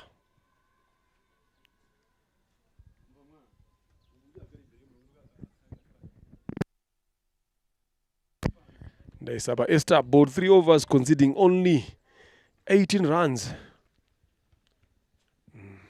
Yet to register a wicket under her name. Good shot there, but straight to the bowler. This is what normally happens. I've been witnessing the East Africa Trophy for the men's for the last 2 weeks. That happened here between Tanzania, Uganda, and Rwanda. A lot of the batters there have been losing their wickets when they are on 43, 44, 45. A lot of them not managing to convert to pass on that half-century mark. So Giovanni Uwase again is being caught up there. She goes for the sweep down the leg side. Umpiring me, Singizwa signaling it wide. Ndaisaba Esther now starting to dish a lot of extras here. If you were Giovanni now sitting on 43, needing only 7 runs to go in, you've got a couple of overs left for you. What sort of approach and shots will you be looking forward to play? Yeah, that's well said. Me, I cannot think about getting that 50. Sometimes if you think about getting that 50, you start getting, look at what happened. You think about that's a good delivery from Esther, Swedish Stamps and Giovanni. That's a good shot. It's a risk shot if you connect it.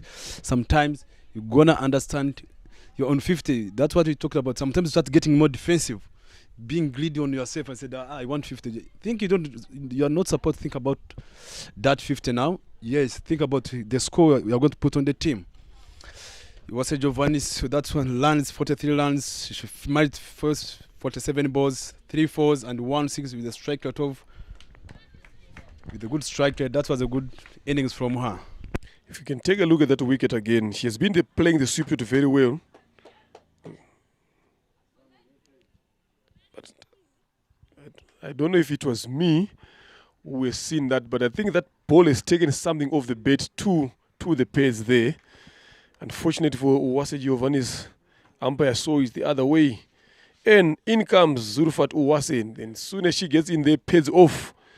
And she was been sitting outside here for quite long, but I don't know what has just happened in there now. She goes in. And Gahanga Queens are on 111 for the loss of 5 wickets. Giovanni's Uwase falling, trapped OBW for 43 or 47 deliveries. And I've been talking about a lot of batters during the past tournament falling off when they are around those early and late 40s again. Then Uwase Giovanni's managed to go there. She has been playing that sweep shot very well, but on that particular part, she was just unfortunate.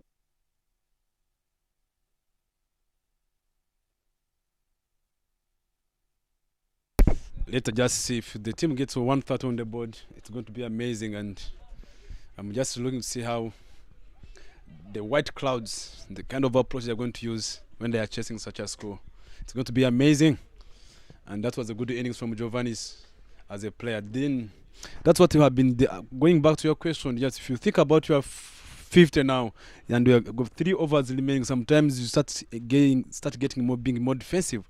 Sometimes you just want to say keep being more positive, keep building your partnership. If the ball is in your zone, take the ball away of you, hit the ball away, then you end up getting on your 50 without even being defensive.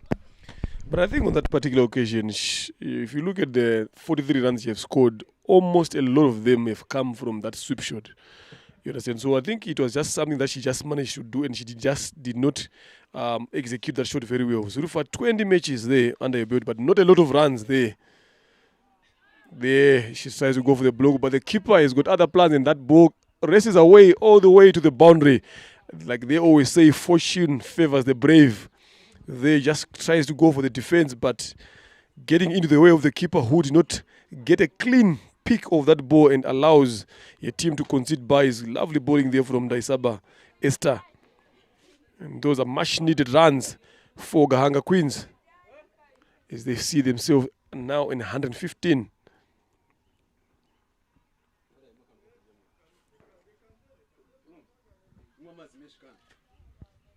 It's just those little conversations that we normally have here when we talk about things like this, having the right guys betting at the right time. Now, if you've got Zulfat Uwase and Clementino Isaba, how many runs do you expect these guys to give you?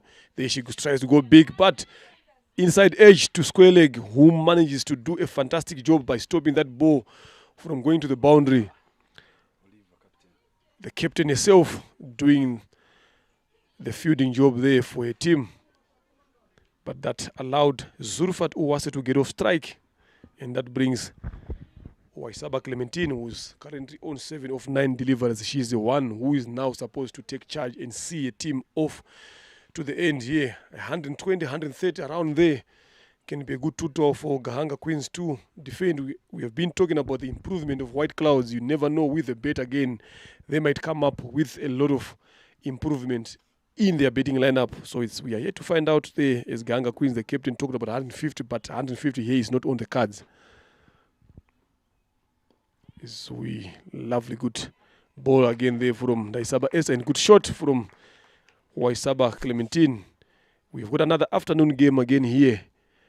Sorowate Girls, my cup of tea, taking on Charity Cricket Club, and we are here with our fellow upcoming commentator Rosini Herrera, just watching the proceedings. She knows that she has got a good game that is coming in the afternoon.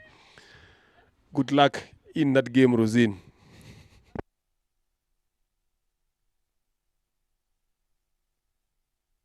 Welcome to this RCA T20 Women's League. What's your take? You are playing in the afternoon. Take us through. What is your plan? What is plan? You're taking on one of the strongest team in the league, Charity Cricket Club, and you guys are also strong. But what is your plan is Sorowate going into the afternoon's game? Thank you for welcoming me again. That's what I can tell you is Sorowate is our team, is our lovely team. Down there on the heart, we feel it. What we are supposed to do afternoon is just to play our game, nothing special. The ball is ball, the bet is bet, you have to use it. Well, then we'll take through a game. Good ball there from Sabrina Owase Marie coming into ball. A last over from the Mount End. You talked about you guys playing good cricket. Do we have some new signings in your squad, or the squad is just the same squad that we have been seeing playing all along? Not same one, because the Janet comes in again. We have also another youngster like Dadia. She's also in as a bowler, and she can also bet. That's a good thing we have. We saw also Bebe. She's coming again. That's also our crucial players comes in again. That's why we are hoping something better than what we saw in last games. Lovely shot there from Waisaba Clementine. It was a foot toss, but I think she missed that one. That should have gone all the way to the boundary. You talked about Janet. She has been out of the game for quite some time now. So it's good to see someone like her being back in the squad.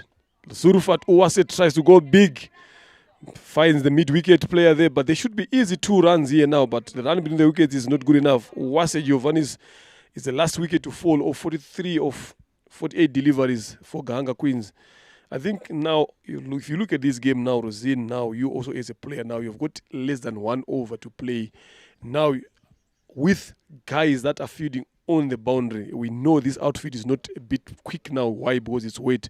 So if you are a batter now, is it not wise for you to be pushing hard and to run those 2 runs on the boundary? Because if you look at these 2 guys when they have been running in now, that was supposed to be an easy 2 pushing on. That is what the plan is from the dugout. We can hear them shouting them, say, push those boundary fielders. I think that is something that you as a player, you must not be told. It's something that you should be aware of, especially where the game is on now, that we need as many runs as we can. So if we hit anything to the boundary, we got to push. That's very true. Zurufati again. I'm seeing how my fellow spinners play. That's really funny. We have to change this later. But the good thing, I'm seeing how confident she is. That's very good thing. That shows she can also bet. At least you talk as a spinner, you talk as a team player. There you are seeing how your other spinners are betting. So it's all about you competing. Here again, Owase Sabrina bowling some fantastic balls here. Owase Zurufat only thinking one way. Here again. And this is where you need a strong finish at the end of the innings again. But if you look at these 2 guys, they're facing a lot of dot balls as opposed to them scoring a lot of runs. You never know. If you play strong teams like Sorowate, strong teams like Charity, if you don't capitalize on these last overs, you end up paying the price of not putting more runs on the board when you have been given an opportunity to do that. That's how it might go, but it sometimes not happen because of the quality of the team, because that's a big wide. No ball shown by umpire Gihozo, but I'm now very lucky to see Zulfat hitting free hit. Let's see how is gonna she express herself freely. Whether it's a dot or she's going to give us land.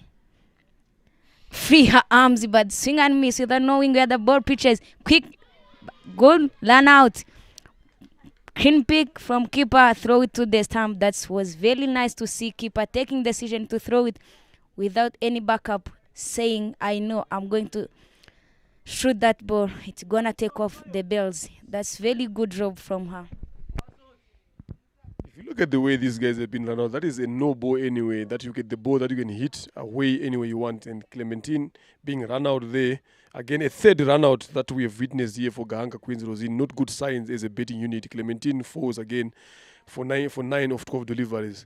Again, that was a free hit, yes. The only dismissal you can get from a free hit is a run out. So which means your calling has to be well. So I don't think, look at that.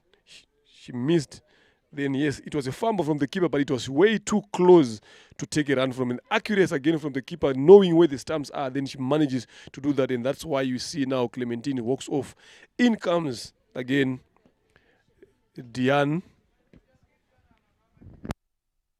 Umhoza comes in to bet when a team is now in 122 for the loss of 6 wickets. I think from what I can hear from the dugouts of Gahanga Queens that are sitting next to us here, they are very, very much comfortable with 120 runs because they know the kind of bowlers that they possess. But they could have scored a bit more if they had managed to bet a bit longer. If someone like Giovannis Uwase had managed to bet through, someone like Merve again managed to bet through again, they could have put in more runs on the board. Because you never know at the end of this league when it comes to run rate, how it is going to come in.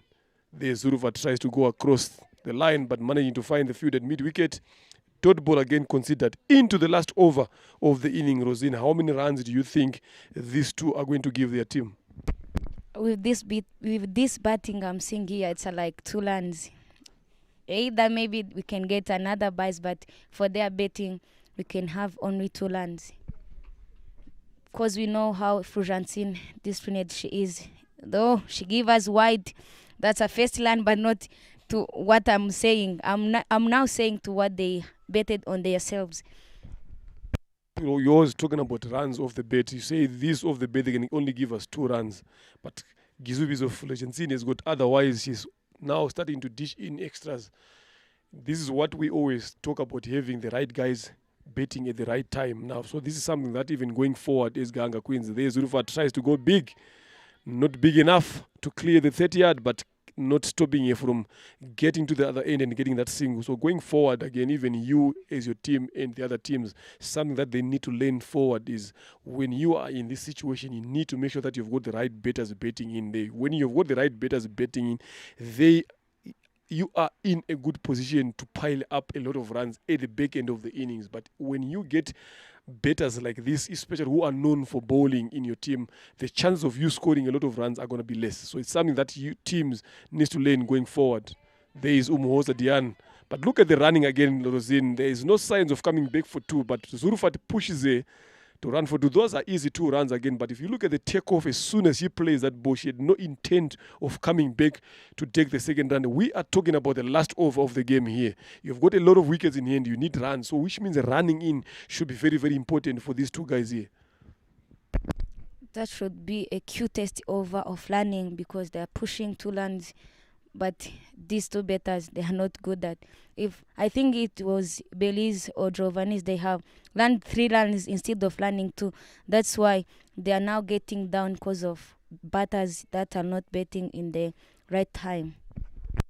Yeah, you can only talk about those bettors when they are betting, but both of those bettors are sitting in the dugout, and there's no way you can run when you're sitting in the dugout. So it's something that they have to learn going forward, that if you want to score runs and bet and run longer, you need to be betting in the middle, not in the tent with your teammates, taking some coffee and eating some samosas. You're not going to score runs from that. You need to score runs in the wing. There is Diane Umhoza, tries to go hard again, but the running again, Zurufat being the quickest of the 2, gets to the other end in the direct hit throw from Owase Sabrina, but Zulfat had landed safely back in a crease. And 2 runs they've gotten in this over. So far, they've gotten in 4 runs off the bat now, Rosine. So 5 runs off the bat. Yes, so at least it's quite up there. But if you have got the right batters again, you might get at least 10 or 15 of the over. I'm liking how Zulfat is taking responsibility, calling for 2 runs. That's very nice.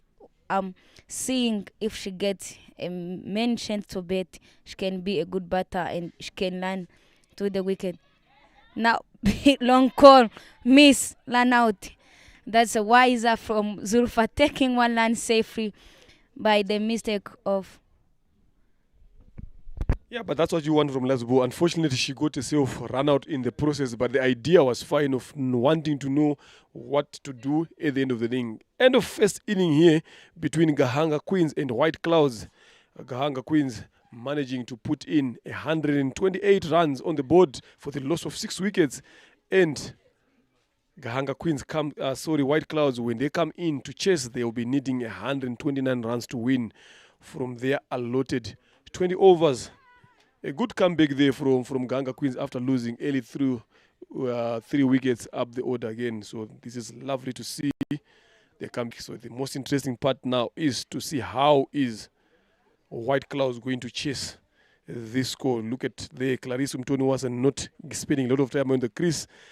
And Owase Merive, 19 of 10 deliveries. Then Owase Giovanni's the peak of the batters there, 43 of 48 deliveries, and a good partnership between her and Shakira, who managed to score 13 of 21 deliveries. And the other batters, there's nothing much to talk about there. It's only those 3 guys that have managed to put in some double figures for their team. And extras again, we talked about White Clouds having improved, but at the end of the innings, they managed to get a lot of extras. 29 of them that they've managed to bowl there. The only big partnership that you need to talk about is between Owase Giovanni's 53 together with Shakira Nyomoza and Owase Merive of 23 with Belis Murekatete. For the White Cloud bowling side, you have Owase Mali Sabrina 4 overs, 11.26 runs, 1 wicket. Tetali Wodia 4 overs, 10 runs, 32 runs. Gisuizo Francine 4 overs, 13 runs, 21 runs, economy of 5.25. Mzanengi Fabiola 4 overs, 13.19 runs, 1 wicket, 4.75. Ndaisaba Esther 4 overs, 15.21 runs, 1 wicket, 5.25. We have also 29 extras in 20 overs. That's also another improvement from White Cloud. The big total from this Gahanga Queens, 128 for fall of 7 wickets. Now White Cloud need 129 to win this game. Right, we will be back shortly for the second innings of this game, where White Clouds will be needing 129 in their 20 overs. Gahanga Queens winning the toss and opting to have a bet and posting 128 for 7. Stay with us. We'll come back to you shortly.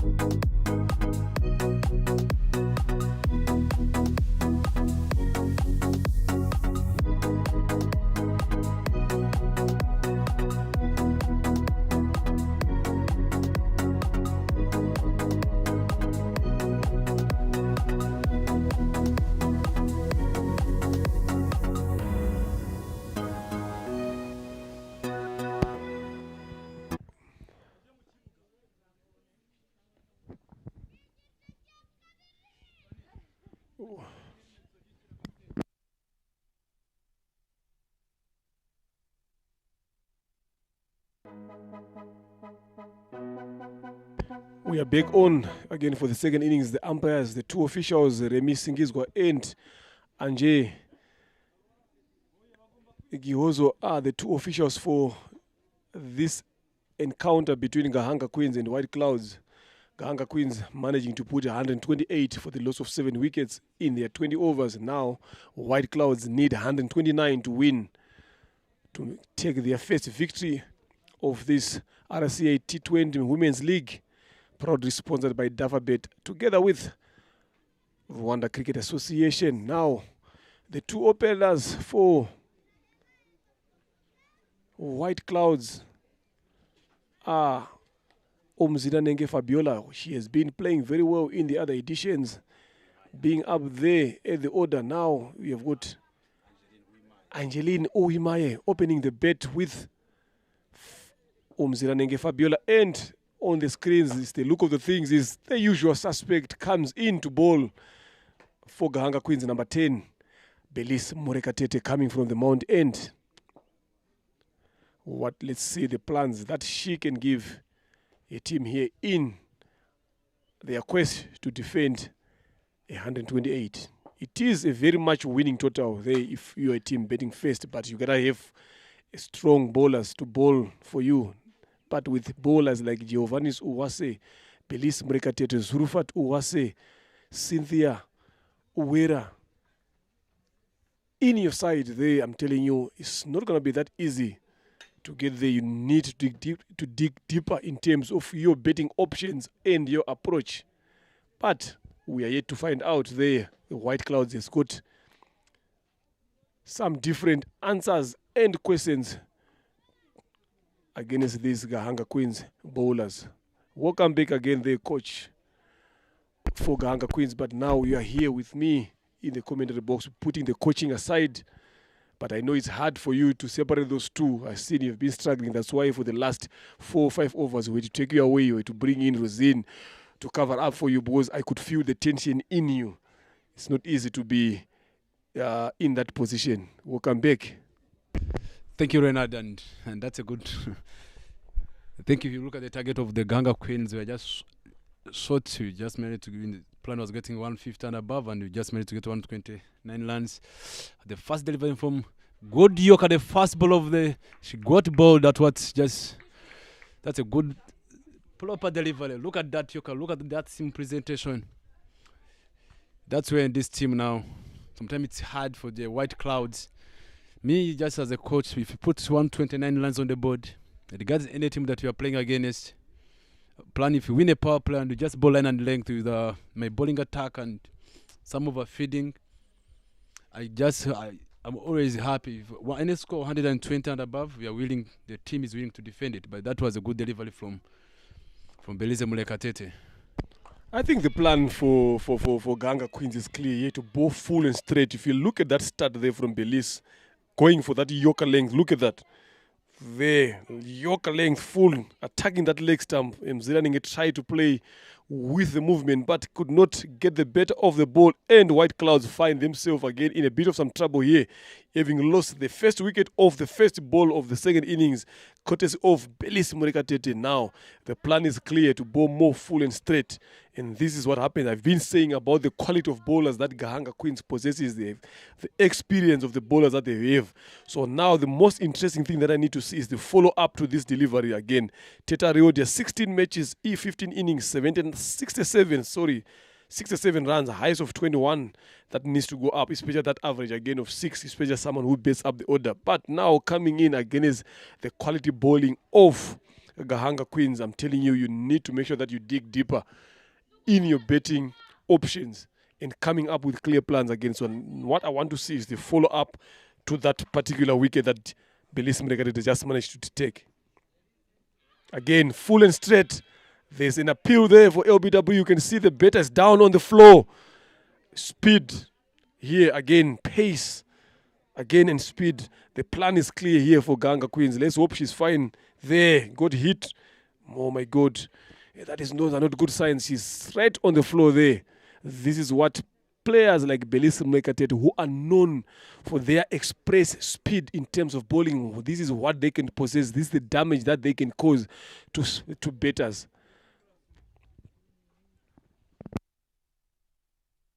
Hope she's going to be fine there to continue with the innings. But these are not good signs for the other batters sitting in the dugout again. Early up in the over, right, the batter is on the floor.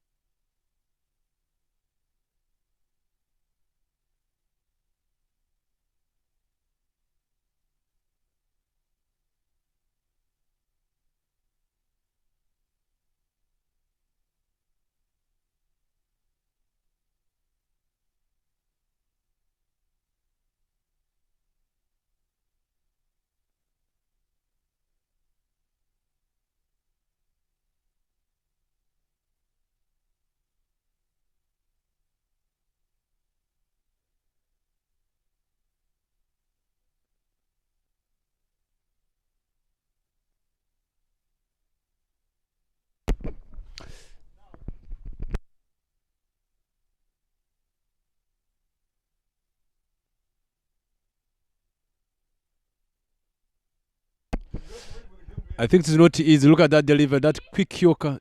The ball hit it on the... Oh, it's painful. I don't know Teta if she's going to manage to stay in and but that was a quick ball. And hard delivery now. Those are the things. It's hard now for White Clouds. Teta, she's working out now, and I hope with the physio, maybe she'll come back, but later now. These are not good signs for a betting team again, having one of your batters being out injured.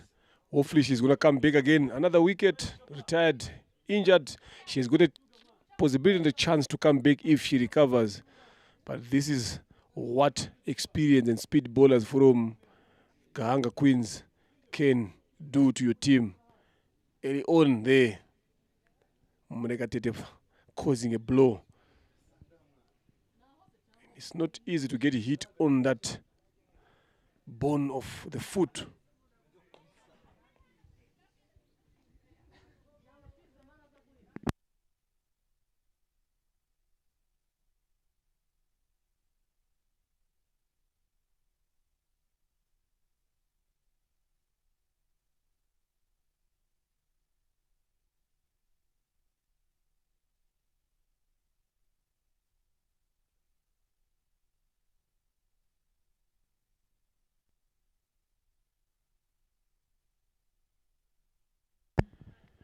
Those are not good signs again. So that brings in another batter to come in to bet. That is Lillian.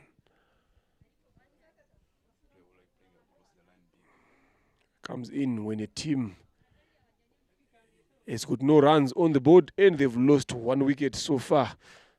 And another one injured out.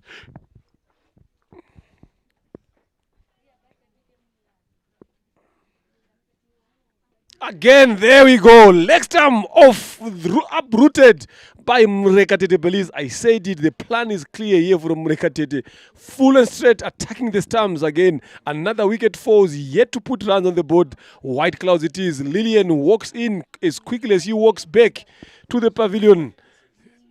2 wickets for no runs on the board here. The experience comes in here.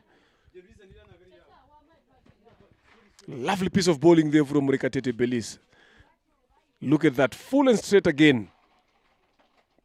Going for that yorker length. Off stump. Uprooted. Lovely piece of bowling there. That is what experience brings. Lillian walks back to the pavilion. White Clouds find themselves in a bit of some trouble here. Again, having lost 2 wickets.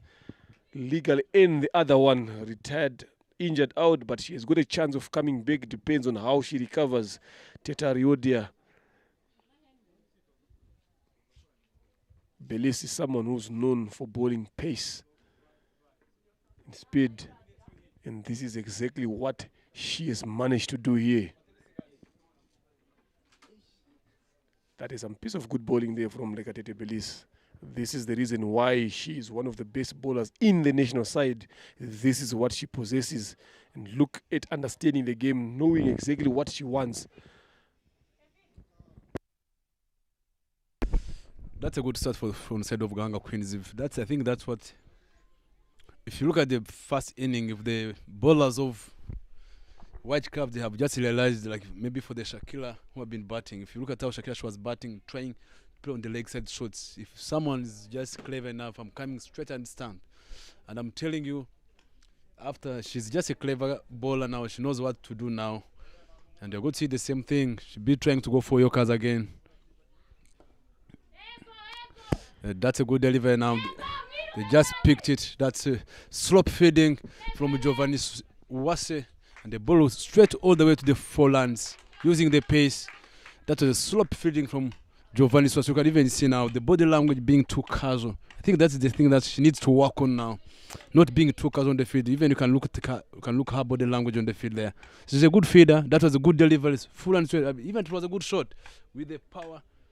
Look at that slope feeding. Those are the balls that you normally see feeder stopping. I think that was very, very poor from Uwase Giovanni.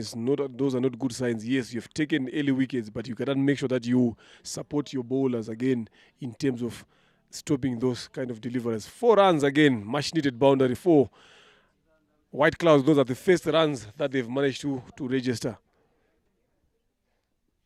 Again, another follow-up there. Lovely piece of bowling, attacking those stumps every time. Again, you miss a hit. That is the plan from Belis Murekatete here.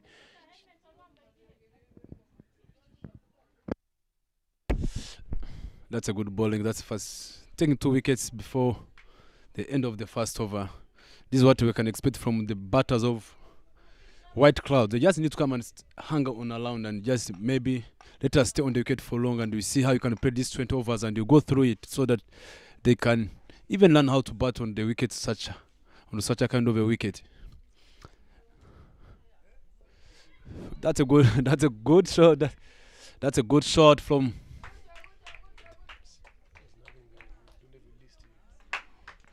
That was a good shot to close off the first over. The score is now 5 runs, 2 wickets. That's the end of the first over.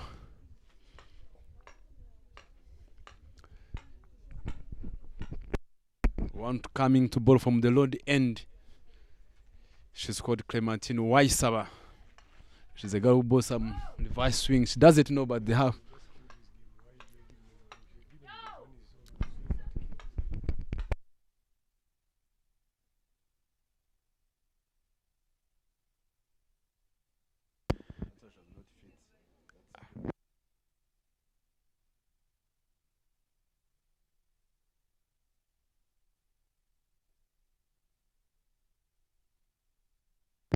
Right, end of over number 1 here. White Clouds 5 runs for the loss of 2 wickets. Needing 124 runs to win. Yeah, I'm telling you, it's not going to be that easy for them to get there. They need to make sure that they play a lot of some good shots here. They bet long, 124 off 114 deliveries. Yes, very much gettable, but after losing 2 early wickets and more, those 2 early wickets are your key betters again, having dismissed in that Belis over, showing the experience that she possesses. And now comes into ball is Waisaba Clementine from the road end.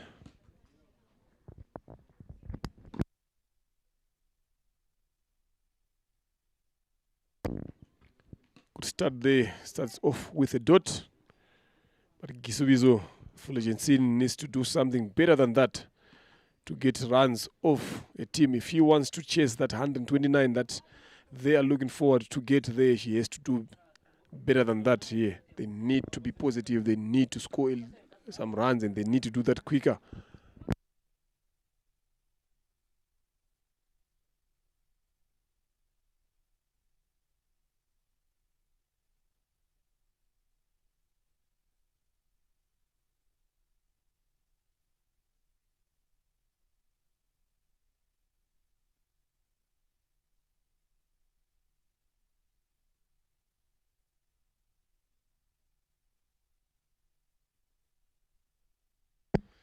The first extra for Gahanga Queens being offered there by Waisaba Clementine, and we've seen in the first inning White Clouds dishing out 29 extras here. You don't want that to happen to a team like Gahanga Queens, who has got a lot of experience in terms of bowlers. They know what to do again. Yes, you've put in a respectable total on the board, but you don't need to give runs freely.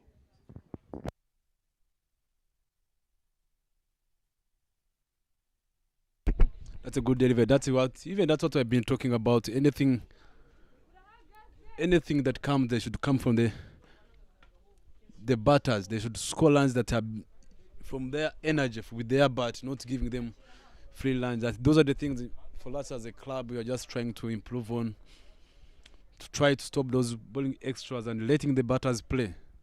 Clementine Waisaba, good delivery. That's another extra. Wide ball from her. Trying to fall away.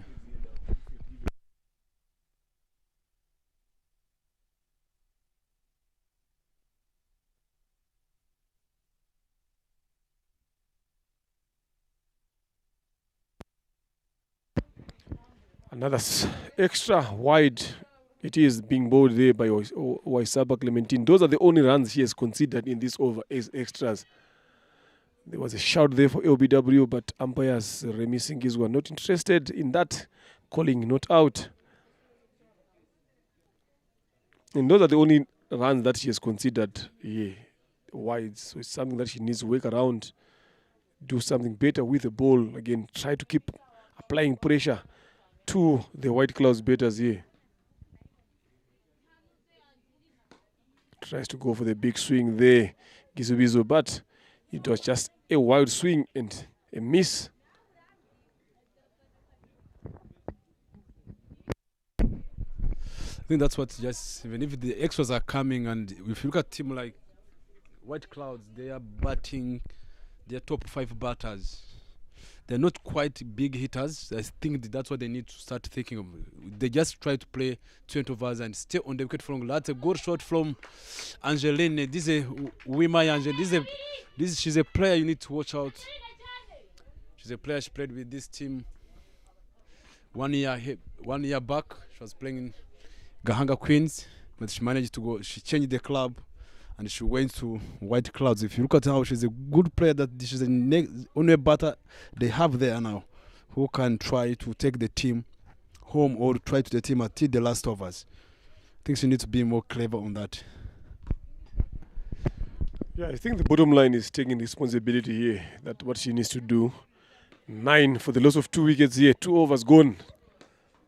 White Clouds they lost the toss, and Gahanga Queens opting to have a bet, and they managed to put on 128 runs on the board. It's going to be a tall order here for White Clouds to chase that total. They need to do something special here. Now, Belis Murekatete to continue from the Mount End.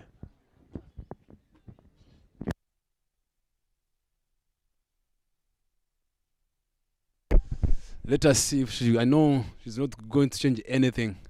She's just hitting that Yorkers. She bought good 3 consistent Yorkers. Let us see if she can manage. Just Costa is the key, and sometimes you just give that Yorker, then you just go back of the length, you hit the 3/4 line, and straight the stumps. And let the batter play now. Let us see the end of 2 overs. The score is 9 for 2.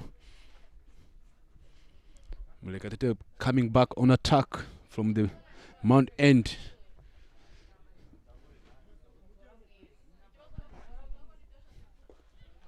That's a good delivery from her. That's a good fence. No land there.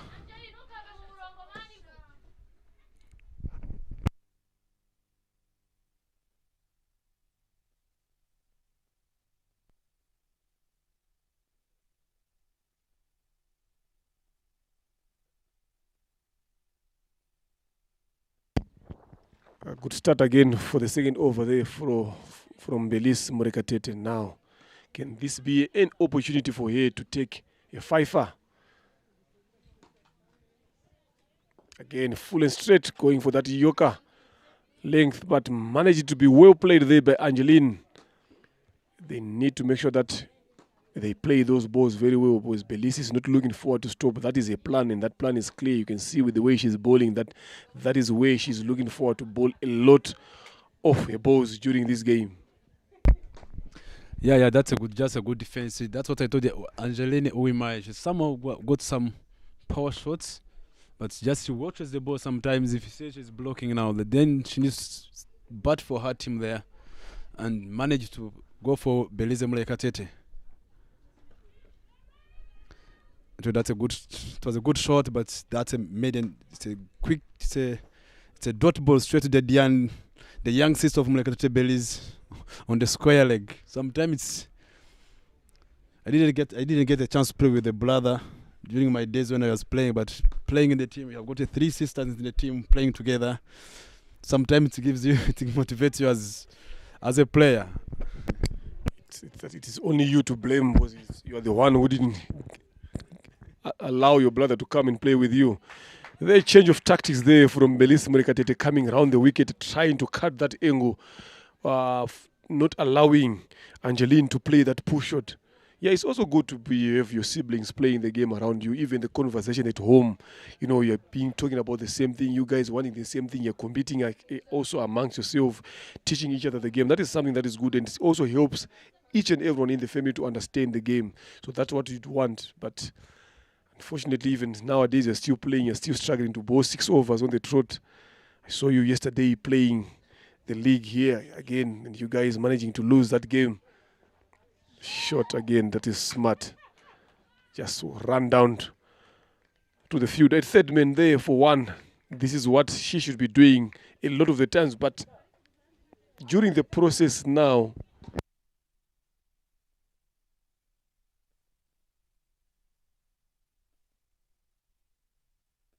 during this process, I think this is where they need to find a boundary somewhere in between there. Yes, you can rotate strikers this, but you need to find a boundary. Again, these singles again are not going to make them get anywhere closer to winning this game.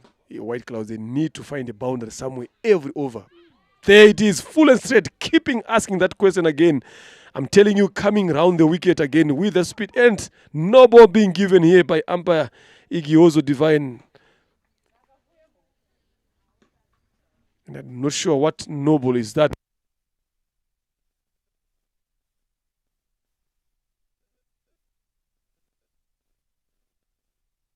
There is a conversation happening in there between the umpires. And I don't know what noble was that given. Cancel, then she given out. Full and straight. There. Bowled again. Off stump. Again, 3 times in a row. Belize Mulekatete showing the experience. Again there. I don't know what exactly had happened there. From the umpire, they're giving that no ball. But because of the experience of Remy Singizwa, giving the upcoming umpire, Angelique, or Anje, or whichever way you want to call it, some lessons and experience. And that sees wicket number 3 for White Clouds falling courtesy of Belize Mulekatete. I said, is she going to beg a 5-wicket haul here today? I think this is a chance. If I am Belize Mulekatete, I'm going to go to the captain now and tell the captain to say, I'm not going to stop bowling. Give me my spell, and I finish my spell early on. Was getting 3 wickets now. She just only needs 2 wickets. Yes, you talked earlier on about not personal glory and whatever, but sometimes those are milestones that you would want. So when you've got an opportunity to get a milestone, I think you should be given a chance to do so. In comes the captain to Sabimana Olive for White Clouds. She comes in when your team is now on 10 for 3.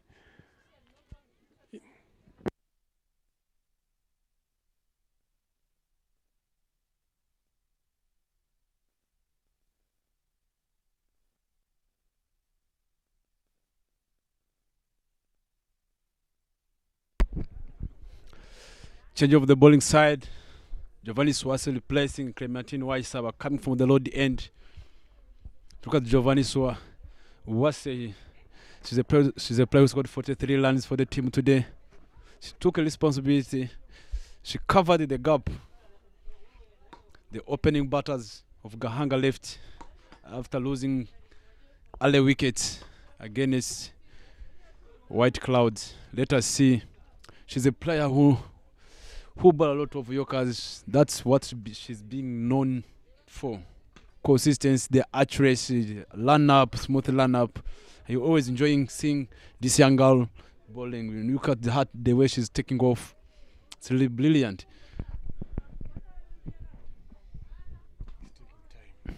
Yeah. Just taking time. Maybe there's a miscommunication. I don't know what's happening with the umpires. We're on the scoreboard. I think the score is not the proper score. The score is 10-3 after 3 overs. 119 runs. That's to give you the full equation. 119 runs to win here for White Clouds. It's not an easy task. Again, lovely start there from Uwase Giovanni's from the road end, replacing Clementine Uwaisaba. 119 of 101 deliveries with the kind of quality bowlers Gahanga Queens possesses. It's not going to be an easy task here. They need to do something better than this, or White Clouds, if they are fancying their chances of getting closer to the total or winning this game.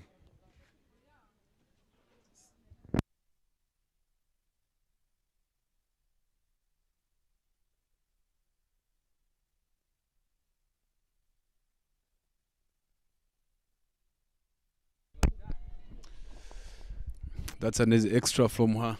It's just the bowling language, as I told you. Giovanni Suwase, she's a kind of a bowler. If a pace bowler cannot have such a kind of attitude, those are the things needs to change at that age.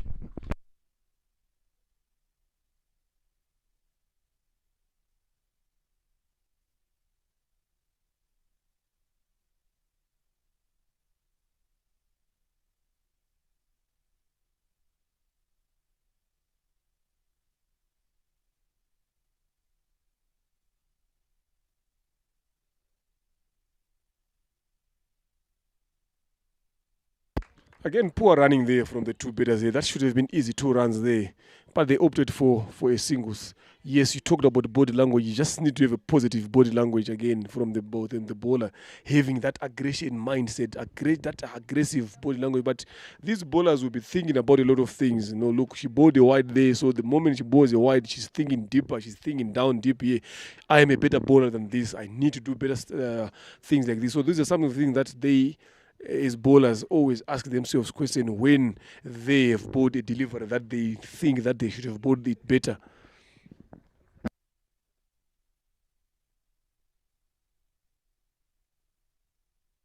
Top edge there, down to third man. 1 run it is.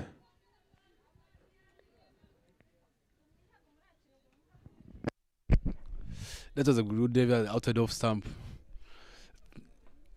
And that was a good shot from Angeline Uwaisawa. And what I've been talking about, if you look at Angeline Uwaisawa 7, she's on 2 runs of 7 balls, and she's just playing more defensive. And if you just keep going like this, she just watches the ball. Sometimes you just need to add more power on that ball. If you just sit, maybe play the ball in the gap, so that you can keep the ball ticking. This is what they are supposed to be doing during this such a need 116 runs in 98 balls. It's possible. They just need 7 runs, 70.10. It's totally possible in T20. Let us see how far they will go. It's another good delivery. No use of footwork. If she can use that footwork, and then it can be better. Even look at that, the bat straight. That's what she's supposed to do before they applying such a kind of a shot. Again, you talked about them thinking about winning. If they want to think about winning, they have to put runs on the board here. How do you get runs? You gotta be hitting that ball into the gaps. You gotta be getting those boundaries. You gotta be running all those singles again. There are a lot of ways of scoring runs when you're playing the game, but it's how you're gonna do them, what is important and what matters here. And this is what White Clouds is failing to do again. Straying down the leg side there. Uwase Giovanni's. There was a shout from the bowler, the keeper, the fielders here, thinking that there is a touch. But umpire Remis Ngizwa not interested, saying that was a wide.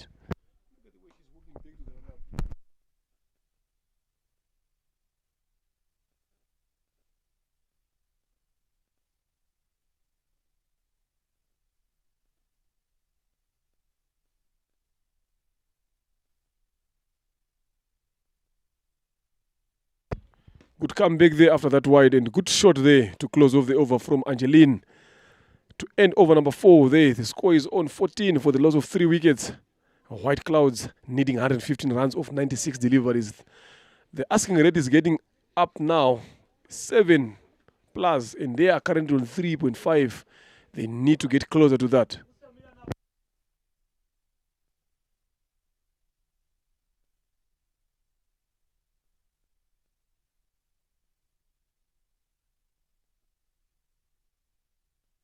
And to continue again into a third over, Belis Morekatete, why not?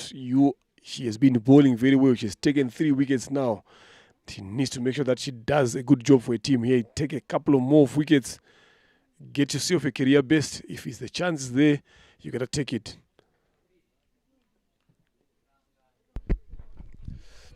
Let us see. I think she needs to be consistent. She's not supposed to change anything. Because she had been doing well and she had been trying to bowl those Yorkers, trade the stamps. It had been working. It's still working. She needs to be consistent on that. Good shot. That's a good shot. That's a good shot, but it's no land from there. That's a good feeding from Uwase. This team is full of Uwase. There are a lot of players. Yeah, that was a Dusabe Mungu. Sabimana. Oliver, she got a chance of playing on. It was in the setup of national team. You can just expect to see someone playing such a kind of a shot, even if there's no land. But they like the straight bat, how it was, how she applied that shot against Belize Mulekete, and that was a piece good feeding of from Uwase Clarisse, straight on the long one. Let us see how Oliver, and she's the only captain that. Again, he said, yo, let me give you again. I see how you can play. That's a good bowling off stump. That's a good delivery. Only now she took 4 wickets. Is she going to take her? Is she going to manage to take her 5 wickets today? That is what I've been asking for here, BKB, that this is the chance for her to take a 5. So when an opportunity is arising, you need to make sure that you grab that opportunity with the 2 hands. Look at that delivery again, off stump, the off cutter. There you see the roll of the fingers across the seam again, pitching outside off stump and jagging inside the bed. Smart bowling again from Belize Mulekete, realizing that Olive is exposing that off stump. Then she managed to bowl that off cutter and manages to dismantle those stumps. All the stumps are shattered. All the 4 wickets that she has bowled, 3 of them have been hitting that off stump and 1 only managing to take the leg stump. Smart bowling from Belize Morekatete. White Clouds finding themselves on 14 for the loss of 4 wickets. There is Tetare Odia, who had walked again injured. Now she walks in back to bat for a team. Good signs for her that she can still come back there to bat, but she has got a big task lying ahead of her now. 115 off 94 deliveries after losing 4 wickets again. You having been hit, gone out, get some treatment, comes in back again. The same bowler that manages to hit you is the same bowler that you are coming in to face. The mentality there, Bryson, you also being a bowler in your career again, when you are in that kind of a situation as a bowler, you've hit someone out, gone out injured, comes back again. What kind of delivery are you going to be bowling to her, and what will be going through your mind? I just know I'm coming to kill already. I'm always being more aggressive. See the same ball I have given you, I give you the same ball. If I don't give you that same ball, if I think there's another thing, I give you a quick bounce. But all I hit it on the foot, I'm coming back again for that foot. I know that foot is not being recovered well. I'm coming for that foot again. If you hit it for me, but that's okay. Let us say. I told you, look at that. She went across and missed. That was a good delivery from her. That's a dot ball. She needs to get, if she just get more closer. I think that's what I'm expecting from the dugout of the White Clouds. They have already lost wickets, and they should just say now, you're losing wickets early, then what can we apply now? Let us try to see if you can just stray for these 20 overs. You go for 20 overs, playing more straight, not even thinking about lands now. It's going to be hard after losing almost 4 wickets, and their proper batters, all of them, they are out, except Angeline on the wicket, and she's more defensive now. If she can change that approach and keep both the ticking and getting those singles inside the edge and missed small, and they just managed to get to Mami all the way from fine leg. they managed to get 2 lands. That was a good piece of good learning. Inside edge and missed small inches. Yeah, the good thing is what Belize is doing is always asking questions on the stumps again, but she knows that none of these batters are consistently good enough at playing straight. So what she's just doing is she manages to bowl more straighter on the stump, and she has managed to do that very well. But on this time, Tetari Odia managed to get that bottom edge again and allows herself to get 2 runs. But she's back on strike again. 3 deliveries left in this over. It's very, very long balls here for White Clouds, especially when Belize is the one who's bowling. Again, she tries to go full and tries to go for the cut again, but still did not manage to get it off the square. Lovely piece of bait bowling there from Belize. What I'm liking from Tetari Odia now, she's not even showing signs of being scared. She's looking like she's a different person than the one that was hit earlier on, and this is what you need from your batters now, coming in to be brave, coming in to fight. This is what this game is all about now. You need to come in there and fight again with the bat, again show that that composure is a better, that I'm there to score my runs, and that is what she has managed to do at this present moment again now. Not even thinking about what happened before. She's focusing on what happened at that particular moment.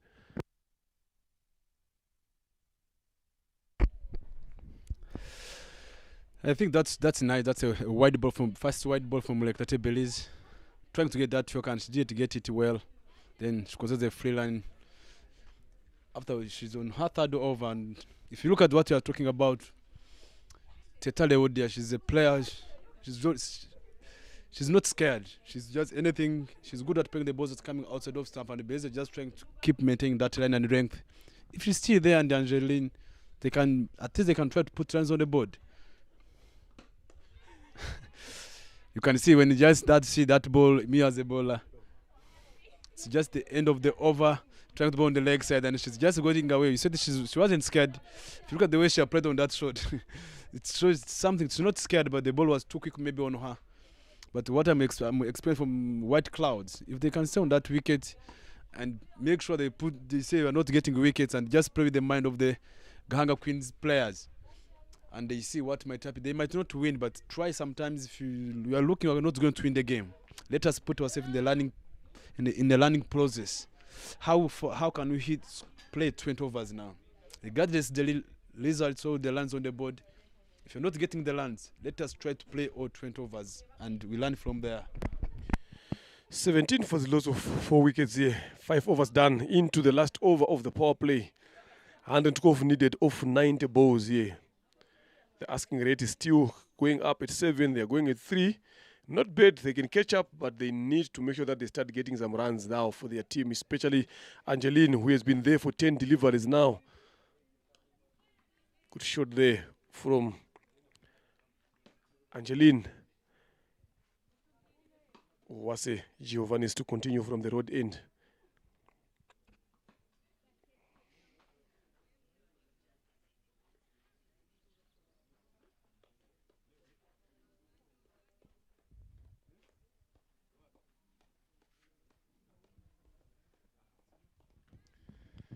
Again, another wide follows up after the dot. Wase Giovanni's.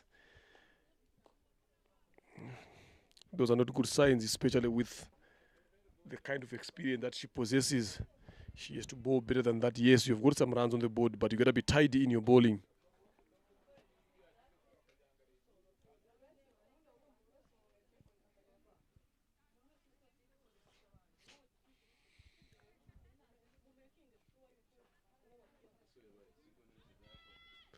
Again, another wide. Tries to go for the slow ball. 2 wides in succession here for Uwase Giovanni is not good at all as for Gahanga Queens. They need to make sure that they maintain their discipline in terms of lining length.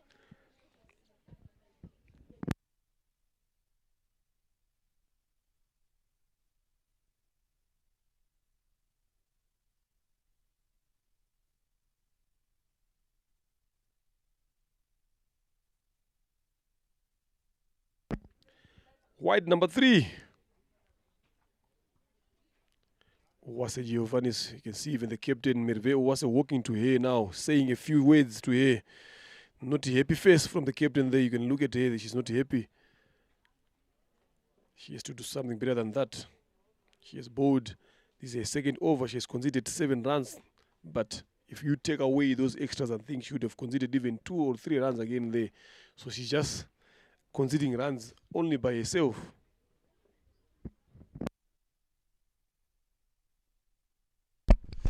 That's well said. With an experienced bowler like Giovanni Owase, you cannot consider such a kind of a 2 consistent extras. I don't know what she's trying to use, but she's gonna be consistent on line and length. That's a good bowling from her. It's just maintain that line and length. And Angeline Owase, so the Angeline managed to get that dot ball. Now Angeline, if you look at Angeline, she faced almost 12 balls. And it's considered only 2 runs for the team. She's not just worrying about just even the team winning. Said, you stay on the pitch. I think that's under the batter, like the way she's been playing the game. She needs to start having that hang of winning the game for the team and trying to get those runs, finding a gap. She's the one who can hit the ball hard. She needs being more clever. But if you look at how she's being more defensive, it's gonna be hard for White Clouds to go through or to chase the score. It's gonna be hard. And look at the Giovanni's coming, still coming in from the low end. Let us see what she's going to deliver.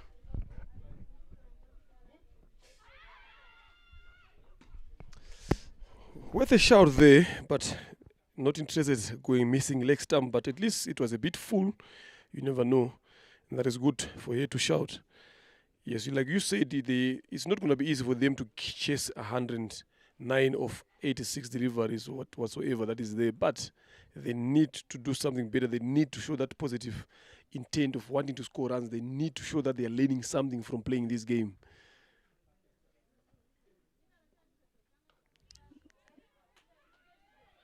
Run out chance there. Poor throwing from Clarice Tony was there. If she had gone for the stumps, I'm telling you, we were going to see the back of Angeline coming to the pavilion there, but the throwing was not one of the best that you'd expect from her.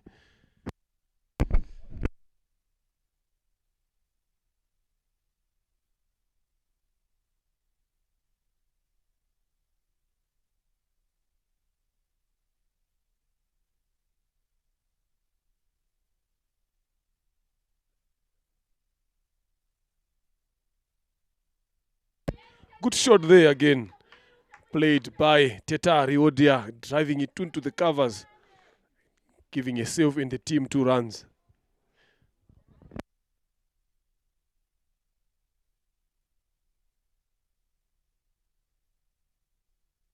End of over number 6 here, power play done here.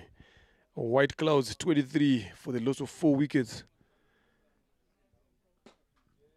106 runs needed to win here of 84 balls. It's getting tougher and tougher here for White Clouds to chase. They've maintained their run rate of 3 and the required is 7. They need to make sure they keep closer.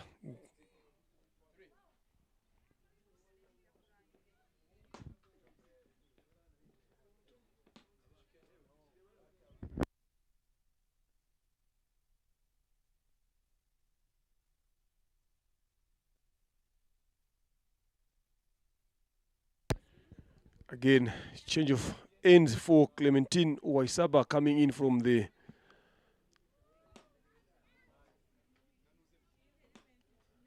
Mount End.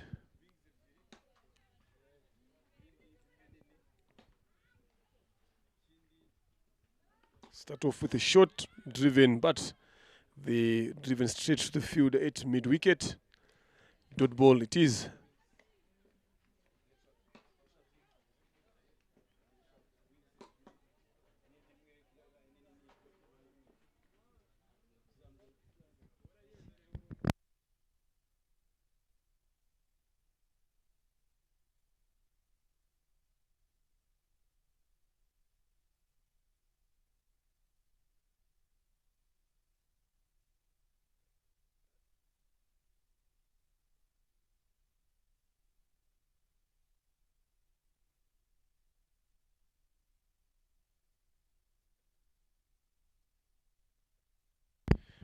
Again, run down to third man there to get off a single.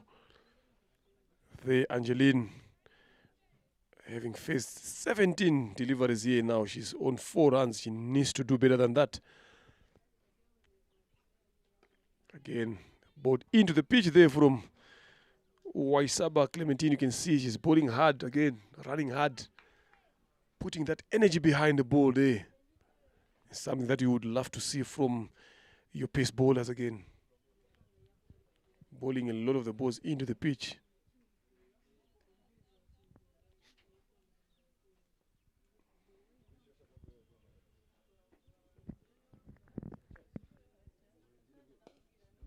Shot from Teta Riodia.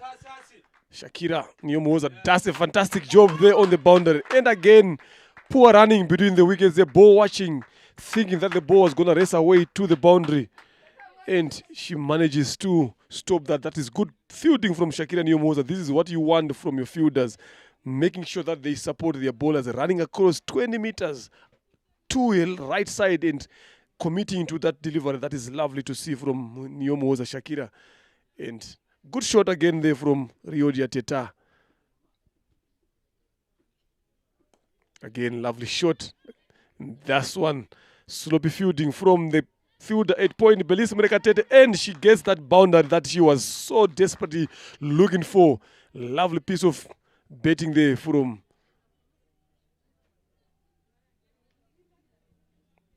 that is Angeline, not Teta. No. Now they're confusing us. That is Angeline. Some good shots there. I've been mistaken here for Teta. Those are some lovely piece of shots they're playing. This is what I've been asking for from here, showing that positive intent, playing those shots when they are offered. Like, this is what you need from your set betters now. She has been there for 18 deliveries, so that's good enough for you to start playing those shots now.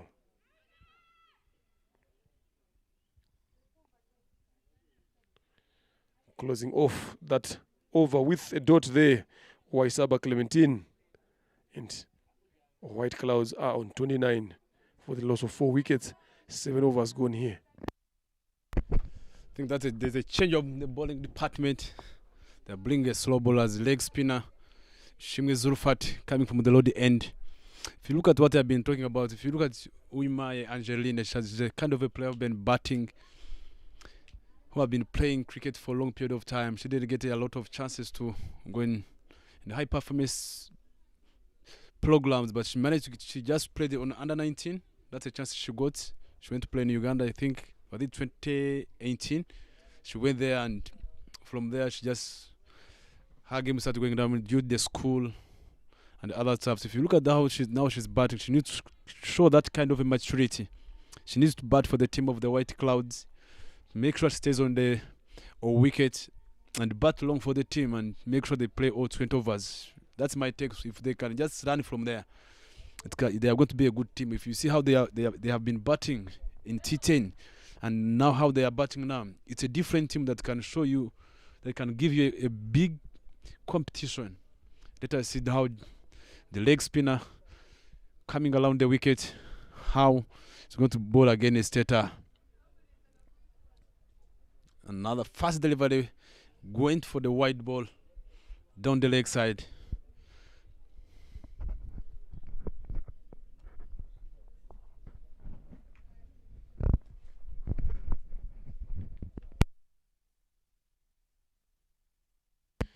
Extras are starting to be in order of the day for Gahanga Queens. Each bowler who's bowling is managing to offer those extras, and that is something that you don't want to be doing as a bowling. You don't want to be trying a lot of things here. That should be a no ball. Yeah, umpire Remy Singis was signaling no ball, but the ball does not have enough feet to rest all the way to the boundary. And that is a no ball, height above waist level. And again, extra runs coming in there for Gahanga Queens. She's trying a lot of things here, coming around the wicket, coming over the wicket. Where's a bowler, when you're coming into bowl, you got to start to find that rhythm that you'll be looking for. You get that rhythm first, then after getting that rhythm now in control, then that is where you can now start trying to do a lot of things. But now if you try to do a lot of things when you start bowling in your over, then you're not going to be bowling the way you want. Look at that delivery now. She bowled it very, very well. But the bad thing now, it was a free hit. Now, so if you can follow up that delivery with another good ball that is coming in, that has given you a chance to get another wicket here again. And you have seen how Teta is looking forward to play. Yes, it was a free hit, but that shot was not a good shot anyway whatsoever. So that is something that should back you up as Zulfat now coming in to say, if I bowl again in that particular region as well, I want to see how you're going to play me.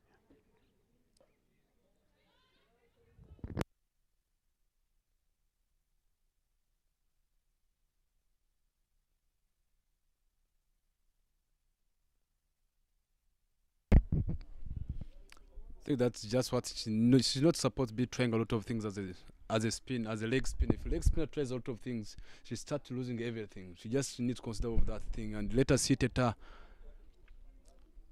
Teta, she's really not looking for big things. She's not looking for.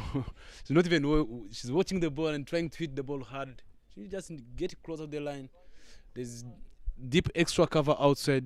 Get that earlier. You get that single. If not, the boulders are not coming. You just make sure you keep your board ticking.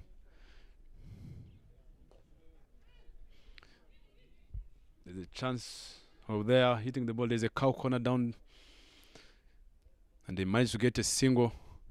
They managed to get one line. Look at now, if she have not been bowling such a kind of the wide no ball, getting 2 balls in order to go, they might consider only 3 lines and have fast delivery.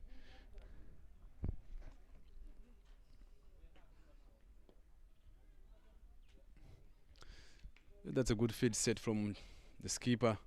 If you look at how that girl, she's a good player who, Angela is a kind of a player who like the ball that is coming on her. She just tap it many times. If I don't know if the Ganga Queen's captain have realized that, but if she have been realizing those things, like me, I can just go for slow bars every day. There's a chance in the air. They just managed to get a single in the guard there.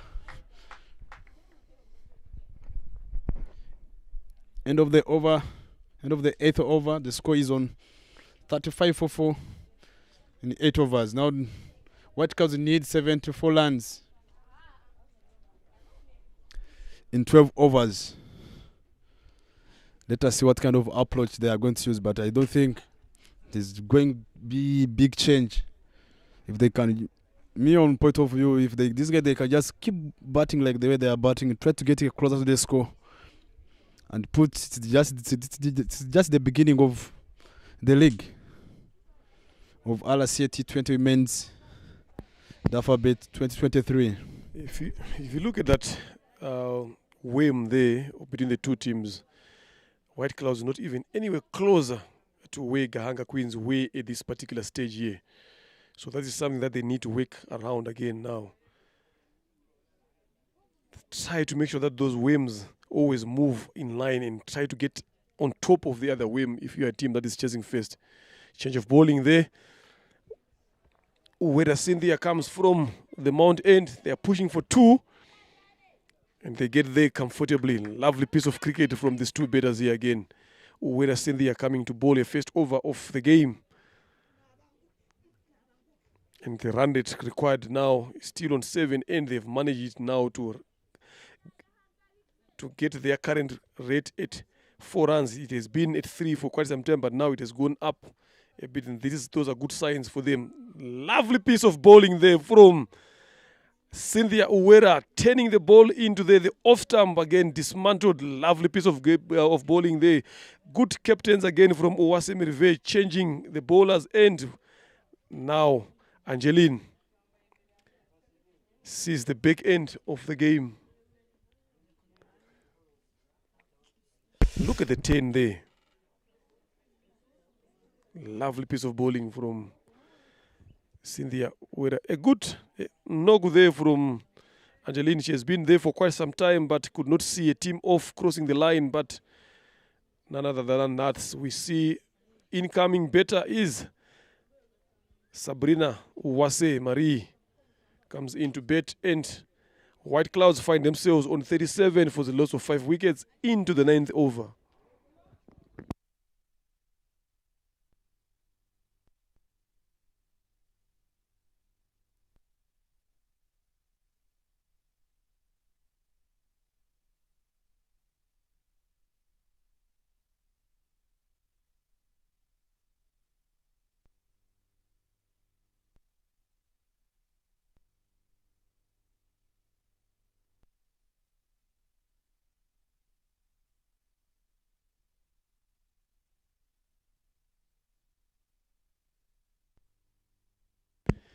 Right, as Cynthia continues to bowl from the mount end there, starting off conceding 2 runs, but the follow-up to that delivery is a good sharp 10-wicket ball that she bowled and manages to take a wicket off. There is Uwase Sabrina, 17 matches, 7 innings. Not a lot of runs to talk about there, which means she's not someone who's known in terms of the bat. She's someone who's known for bowling. But an opportunity to bet has been given to you, so you gotta use the opportunity there. Things are not going White Cloud's way here, I'm telling you. And I think you should be, between the two of us sitting here, you'll be the happiest of the two, because you know that you and your team, you've taken these first points off this league. It's going to be a long week for these games, but these games are going to be played all the way to the weekend. It is a holiday, so a lot of these players are not doing anything. White ball being called there again. Like I said, every bowler that is bowling for Ganga Queens is making sure that they make it a habit of bowling those wide deliveries. I don't know what is causing that to happen. There's no pressure whatsoever for them. This is where you want to be bowling every time, asking those questions, asking the batter to play each and every delivery that you bowl. That is where it gives you a lot of chances of conceding those dot balls and taking those wickets. Like I said, it is a long week for this RCA T20 Women League. Is going to be playing from Monday until all the way to Saturday here. So it's going to be a tall order for some of these players. That is out. Plum again given. LBW moved across off the back foot. And that is the end of Uwase Sabrina Marie. Not troubling anyone in terms of putting figures on the paper, the scorers, or even the board, going for 0 of facing 3 deliveries. 91 in 66 balls. Not good for White Clouds here. It is going to be a long week. Like I said earlier on, look at that ball there. Yes, that is way easy for the umpire to give that one. Back deep in your crease on the back foot again, exposing all the stumps.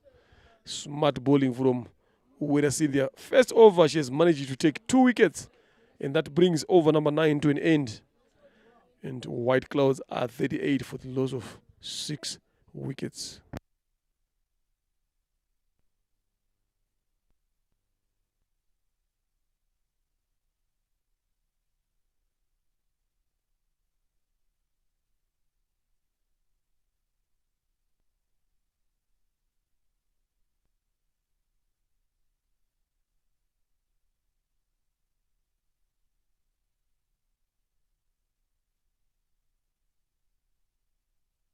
Given out. Tetari Odian. 13 deliveries, 8 runs. Umpire Remis Singizwa did not have any trouble in giving that. That was full and straight, hitting the stumps again. Zulfat Uwase bowling a bit more full and quicker. Tetari Odia, LBW. White Clouds are in trouble here. Very, very big trouble.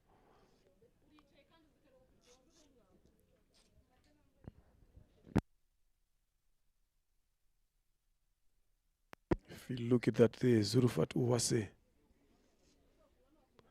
Full. Yeah, played across around the legs. That is gone.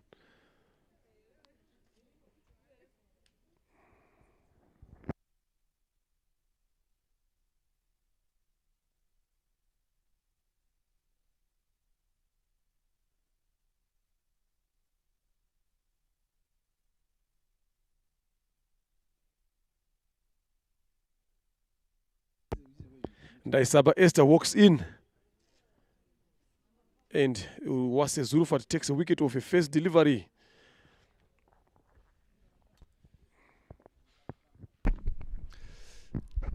Already 7 wickets from White Clouds. Are we going to spend the whole day here? They're just playing 2 games today. Charity taking on Chinhila, also Sorwate cricket guy. They all call themselves Cup of a Tea. It's a tea estate place. If you need a tea, you visit Sorwate, you'll get a tea to drink and to take home. That was a good delivery from Zulfat Shimwe coming along the wicket. Another fruit toss coming in. She brought a lot of fruit tosses. I think these bowlers need to start getting used, getting that rhythm when they are bowling there, and make sure everything's in line.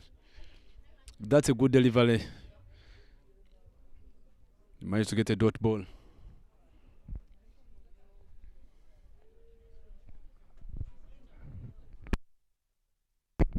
They need 91 runs in the 63 balls for White Clouds to take on. Another good delivery from Zulfat Ishimwe coming from the low end. That's what White Clouds need to do. Now it's hard for them. They've got a big tasks ahead of this week.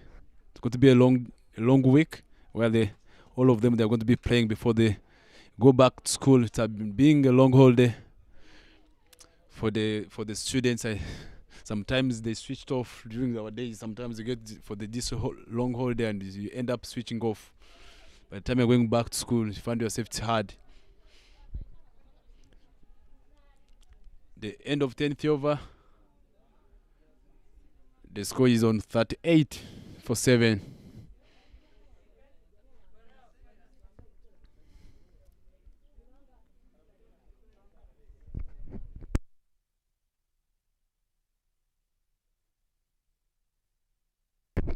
The changing from bowling side, Belize Murekatete came in to replace Wella. After bowling her first over, she consisted of 2 wickets, 2 crucial wickets of Angeline, who have been being stubborn on the wicket, staying there.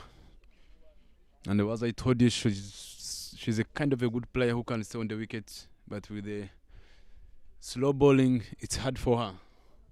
Let us see how, if she's going to, Belize Murekatete is going to do what she did before. She can get that wicket. She's just missing 1 wicket to get the 5th one in her career.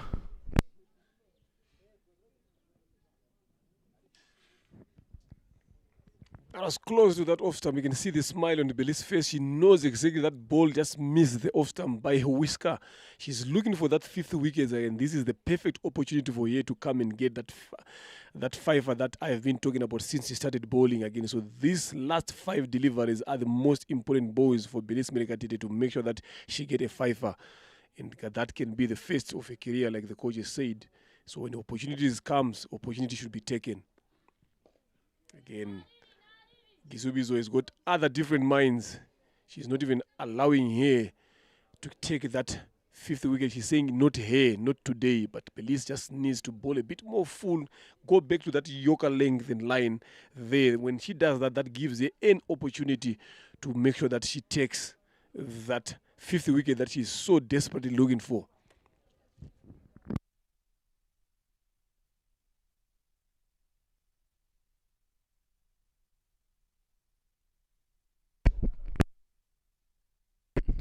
That's when you talk about if you're looking for Yorkers and they're not coming, it's because you're giving her full. If she can just get that Yorker for her, it can be nice. If you look at that girl, she's just playing, going away, running away of the ball, which means if she can just realize that as a pace bowler, let me get to my wicket. She looks a little bit tired. If you can even see it, but let us see what she can manage to do in the last 2 deliveries.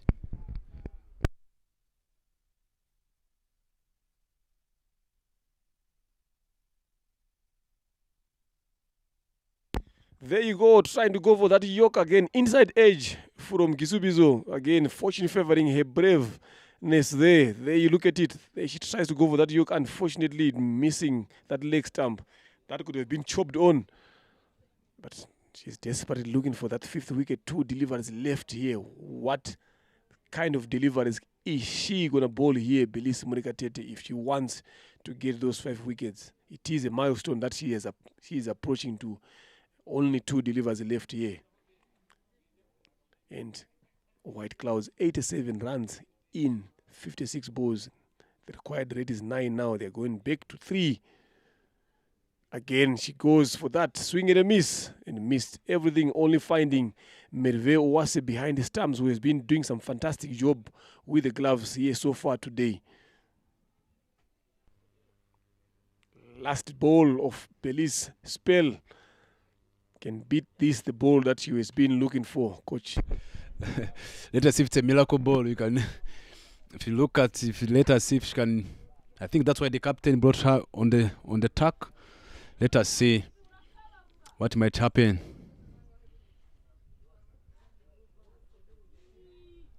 Trying to go outside off stump and the ball goes away. There might be something with the keeper patching the ball. Maybe the ball hit it. How on the keeper might get injured. You never know. You can even see she's not well.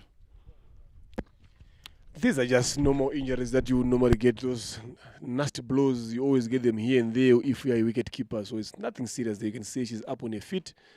The physio is up there trying to give her attention. And that is the end of Belize Murekatele's spell. 4 overs, conceding 13 runs and managing to take 4 wickets. Lovely piece of bowling from the experienced campaigner for Gahanga Queens. 87 runs needed to win in 54 deliveries. That is 42 for the loss of 7 wickets there, White Clouds. They need to get this done and dusted here, Gahanga Queens.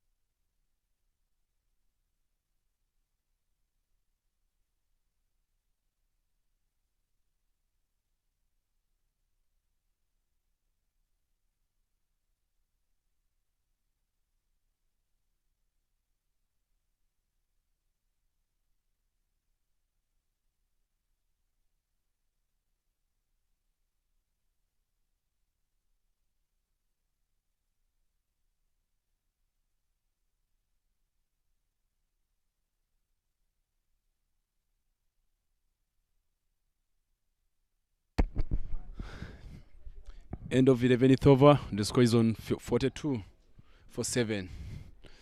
The Zulfat continuing to bowl from the low end on her 3rd spell. Let us see.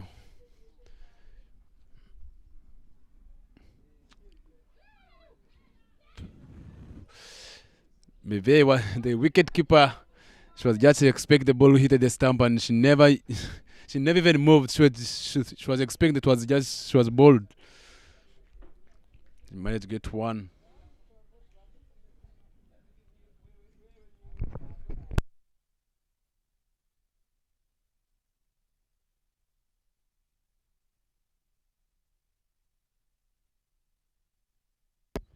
That is a good ball there from Zulfat Owase. I don't know how it missed the stumps there, but that is some good piece of bowling from here.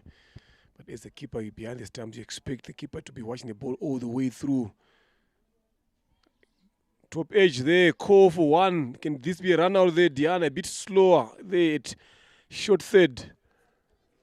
And allowing Gizubizo and Naisaba Esther to get the singles that they've been looking for. But singles at this particular time won't even hit Gahanga Queens. I'm telling you, it's only going to hit White Clouds here. They should do more than this.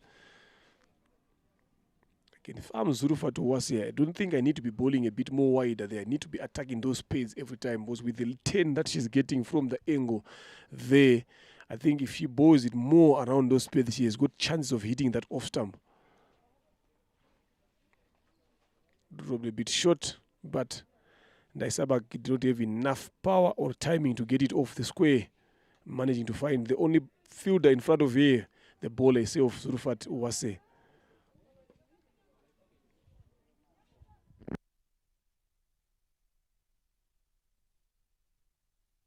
Now chance there, slow again in the field. Good running from the two batters here.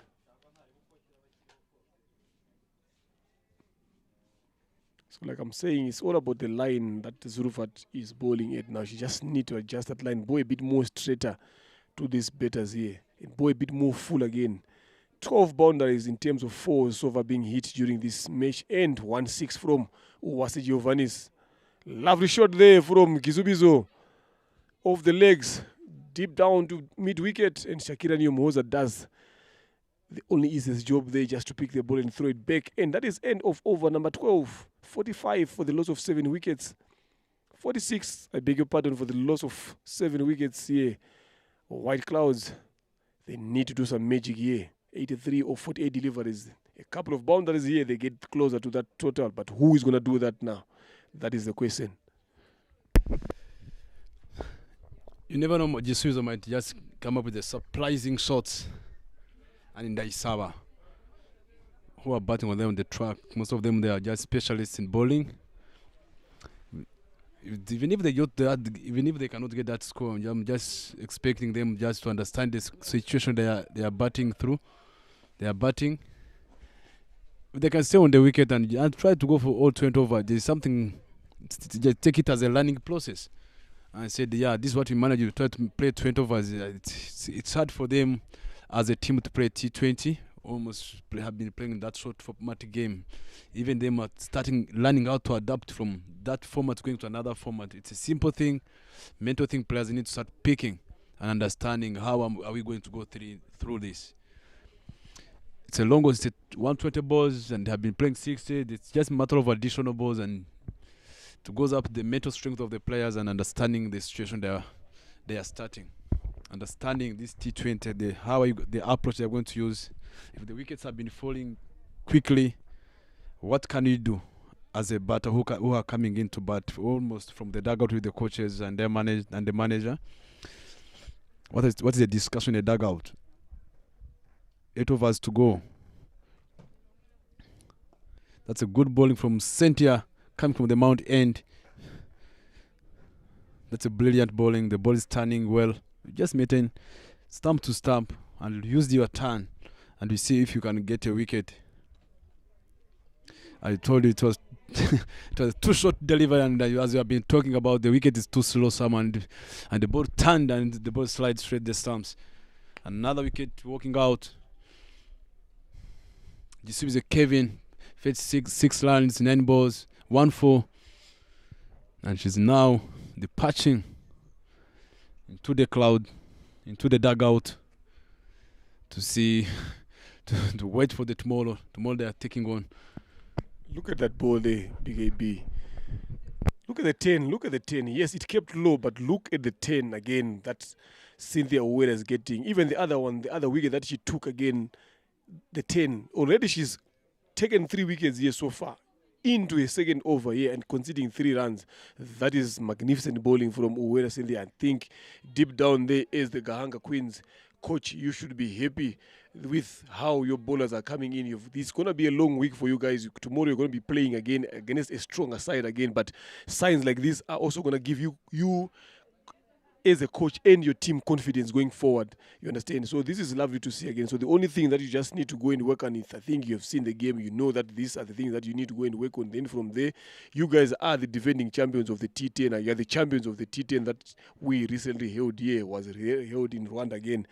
There comes in Tuishimire Florentine. The first game. There starts off. How did that miss the bells?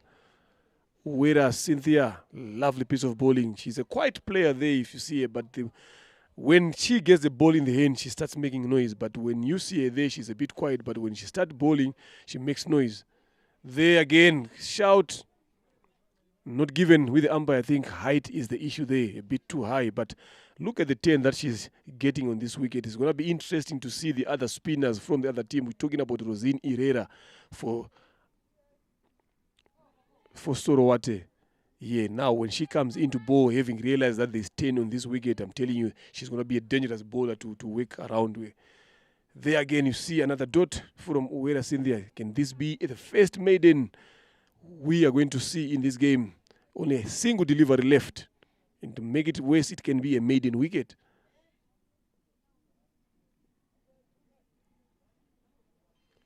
Wide it is.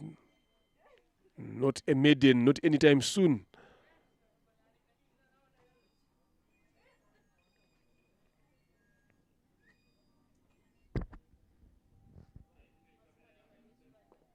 Look at the 10.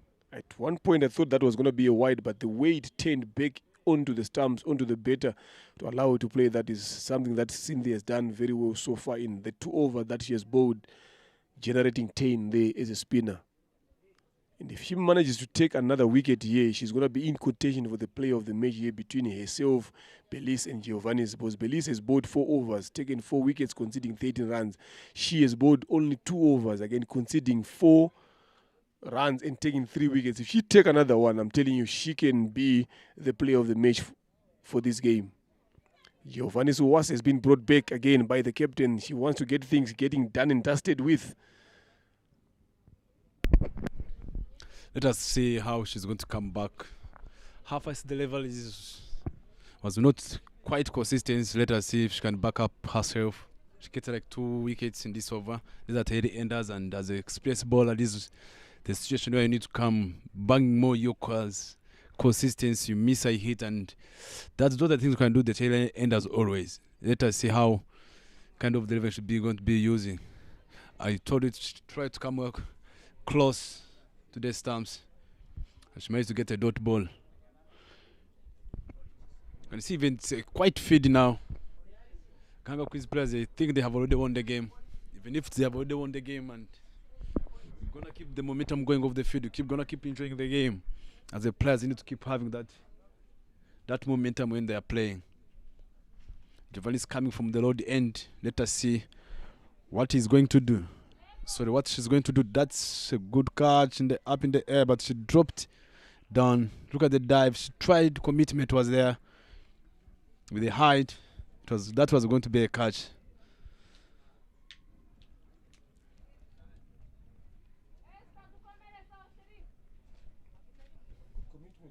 Yes, that was a good commitment. That was a good commitment. Look at that dive. Look at everything. That was a good commitment for such a kind of a young player like that one. That's a good bowling. That's what happened. The tail enders. Those are some of the big wickets to take. You try to go for Yorker, you miss stump. You just try, you miss. It comes full. She hits edge 4. But those are that's what the tail end, as always. Some of them they like be doing. And you're looking for wicket. You're not taking that wicket. I blow to you to take a wicket, and sometimes things get harder. Let us see. Look at that straight bat. You cannot expect it. If you look at how she has been playing before, and look at now, that's a good shot. Let her keep playing like that. That's where the attitude of the team said, let you come and take a wicket, and they have already relaxed in the field. You can even see their body language. No one is moving in. They are thinking that the game is going. They might end up playing all overs there. Yeah, the Gahanga Queens just want to get it done with this game here. Again, bottom edge, down to fine leg. They just want to get it done with this game. They know that they've won this game, but how to take those 2 wickets now is what is important now. So they need to make sure that they get it done with as quickly as they can here. Get off the sun, get a bit of some rest. Again, you've got another game tomorrow, so you need to make sure that when you've got an opportunity to get off the sun, you do so. But these two, Tuishimire and Ndaisaba, are not looking forward to be leaving the crease anytime soon.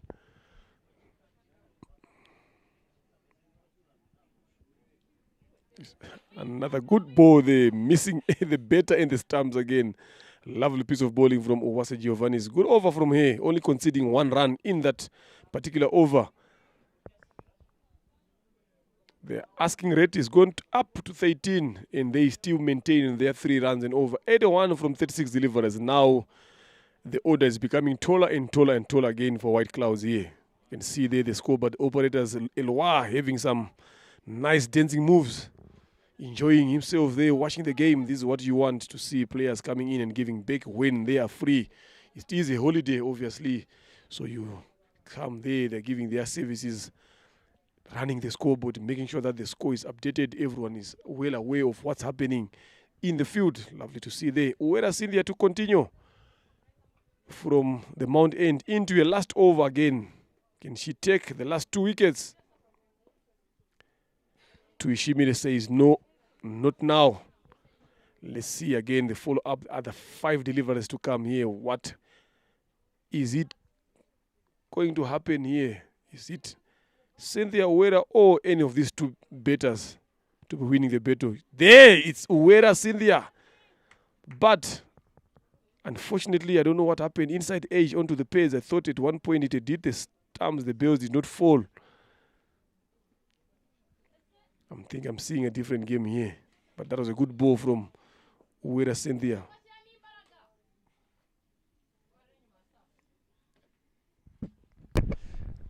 Ndaisaba, she's not looking to go for a big shot. Let me be playing straight. Me, I'm not going anywhere. You look at that straight bat, how she's presenting her full face. Even if there's no lines, but you can see the full face of the bat being presented well. You see, you can even see there's nothing. So I'm not going anywhere. I have got almost 36 balls to go. I need to stay here, and I need this team of Ganga Queens to play all overs today. I think they play, even if they play all overs, even if they lose the game, at least they're going to take something from there. Outside edge there. The chase is on. But they can only manage to squeeze in 2 runs there. And that brings their score to 50 up for White Clouds here.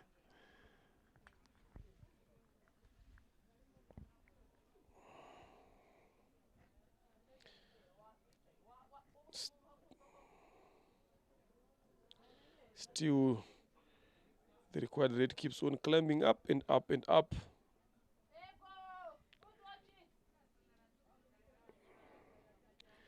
End of over number 15. 50 for the loss of 8 wickets.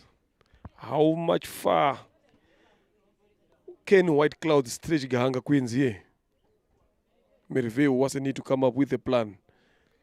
Giovanni Uwase comes back into the attack. It is a good plan, yes, but she needs to make sure that she takes those wickets that are left in now.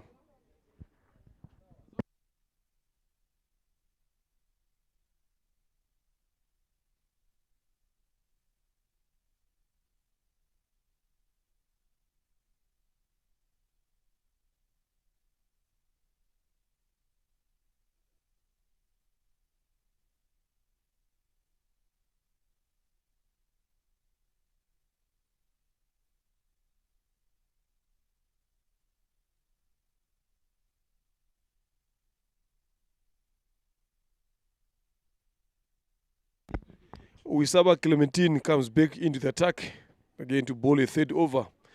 She has only considered 10 runs in the 2 overs. Decent bowling from here again. Now she comes back here from the road end.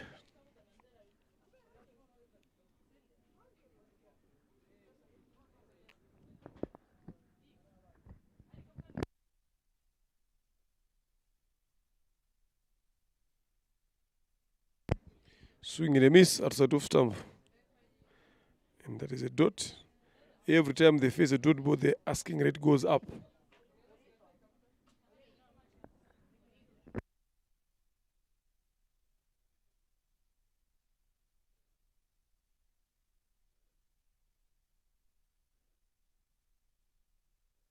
Bode! Stumps are shattered.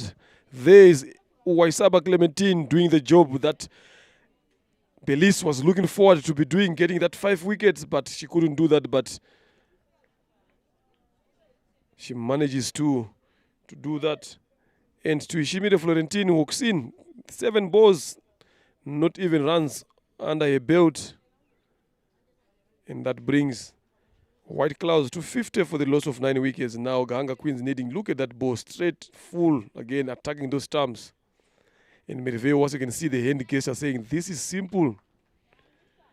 And now Gahanga Queens just needing 1 wicket to win this game here and claim their first victory of the RCA Women's League T20 happening right here at Gahanga Cricket Stadium. The ground B.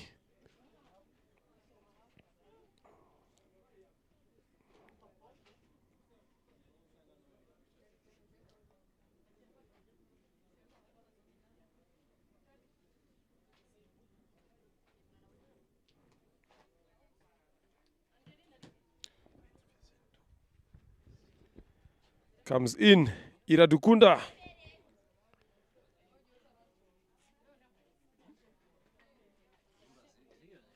Iradukunda Genevieve. Only one match. This is the first game new to the game. There starts off with a full toss. Is it given a no ball? No, it is not given. That is it. That is the game. There we see Uimana Ruth getting into action and taking that catch, and that is the game. Gahanga Queens has won this game.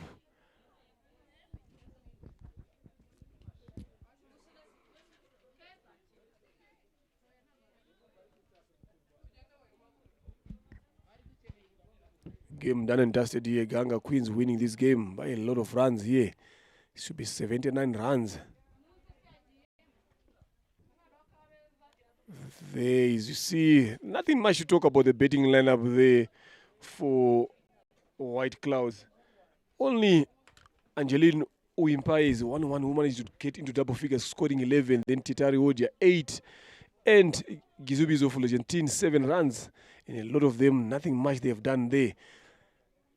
And from there, nothing much to talk about. The bowling now excellent. Belis Mnegade 4 overs. 13 runs, 4 wickets. That is lovely. Uwaisaba Clementine, 2 overs. Again, 2 wickets. Uwase Giovannis, 3 overs. No wickets whatsoever, but the economy is perfect. Zurufatu Uwase, 1 wicket, 3 overs. Again, conceding 9 runs. And Uwera Cynthia, 3 overs, taking 3 wickets and managing to get to concede 6 runs. That is a lovely piece of bowling. But extras again for Gahanga Queens are the ones that they need to make sure that they cut off. But other than that, they've won the game. There is the summary. Giovanni Uwase of 43 of 48 and 19. Merve Uwase of 10. Delivered Shakira moves 13 of 21. The bowling there for White Clouds, only Uwase Sabrina taking 1 wicket for 4 overs. Mziranenge 1 wicket, 19. And Naisaba Angelina Uimpai, the only pick of the batters for White Clouds, 23 runs. And Belis Mregate 4 for 13 of 4 overs. Cynthia Uwera 3 for 6 of 3 overs. Lovely piece of bowling. Gahanga Queens winning this game by 78 runs. Join us shortly for the post-match presentation for this game between Gahanga Queens and White Clouds.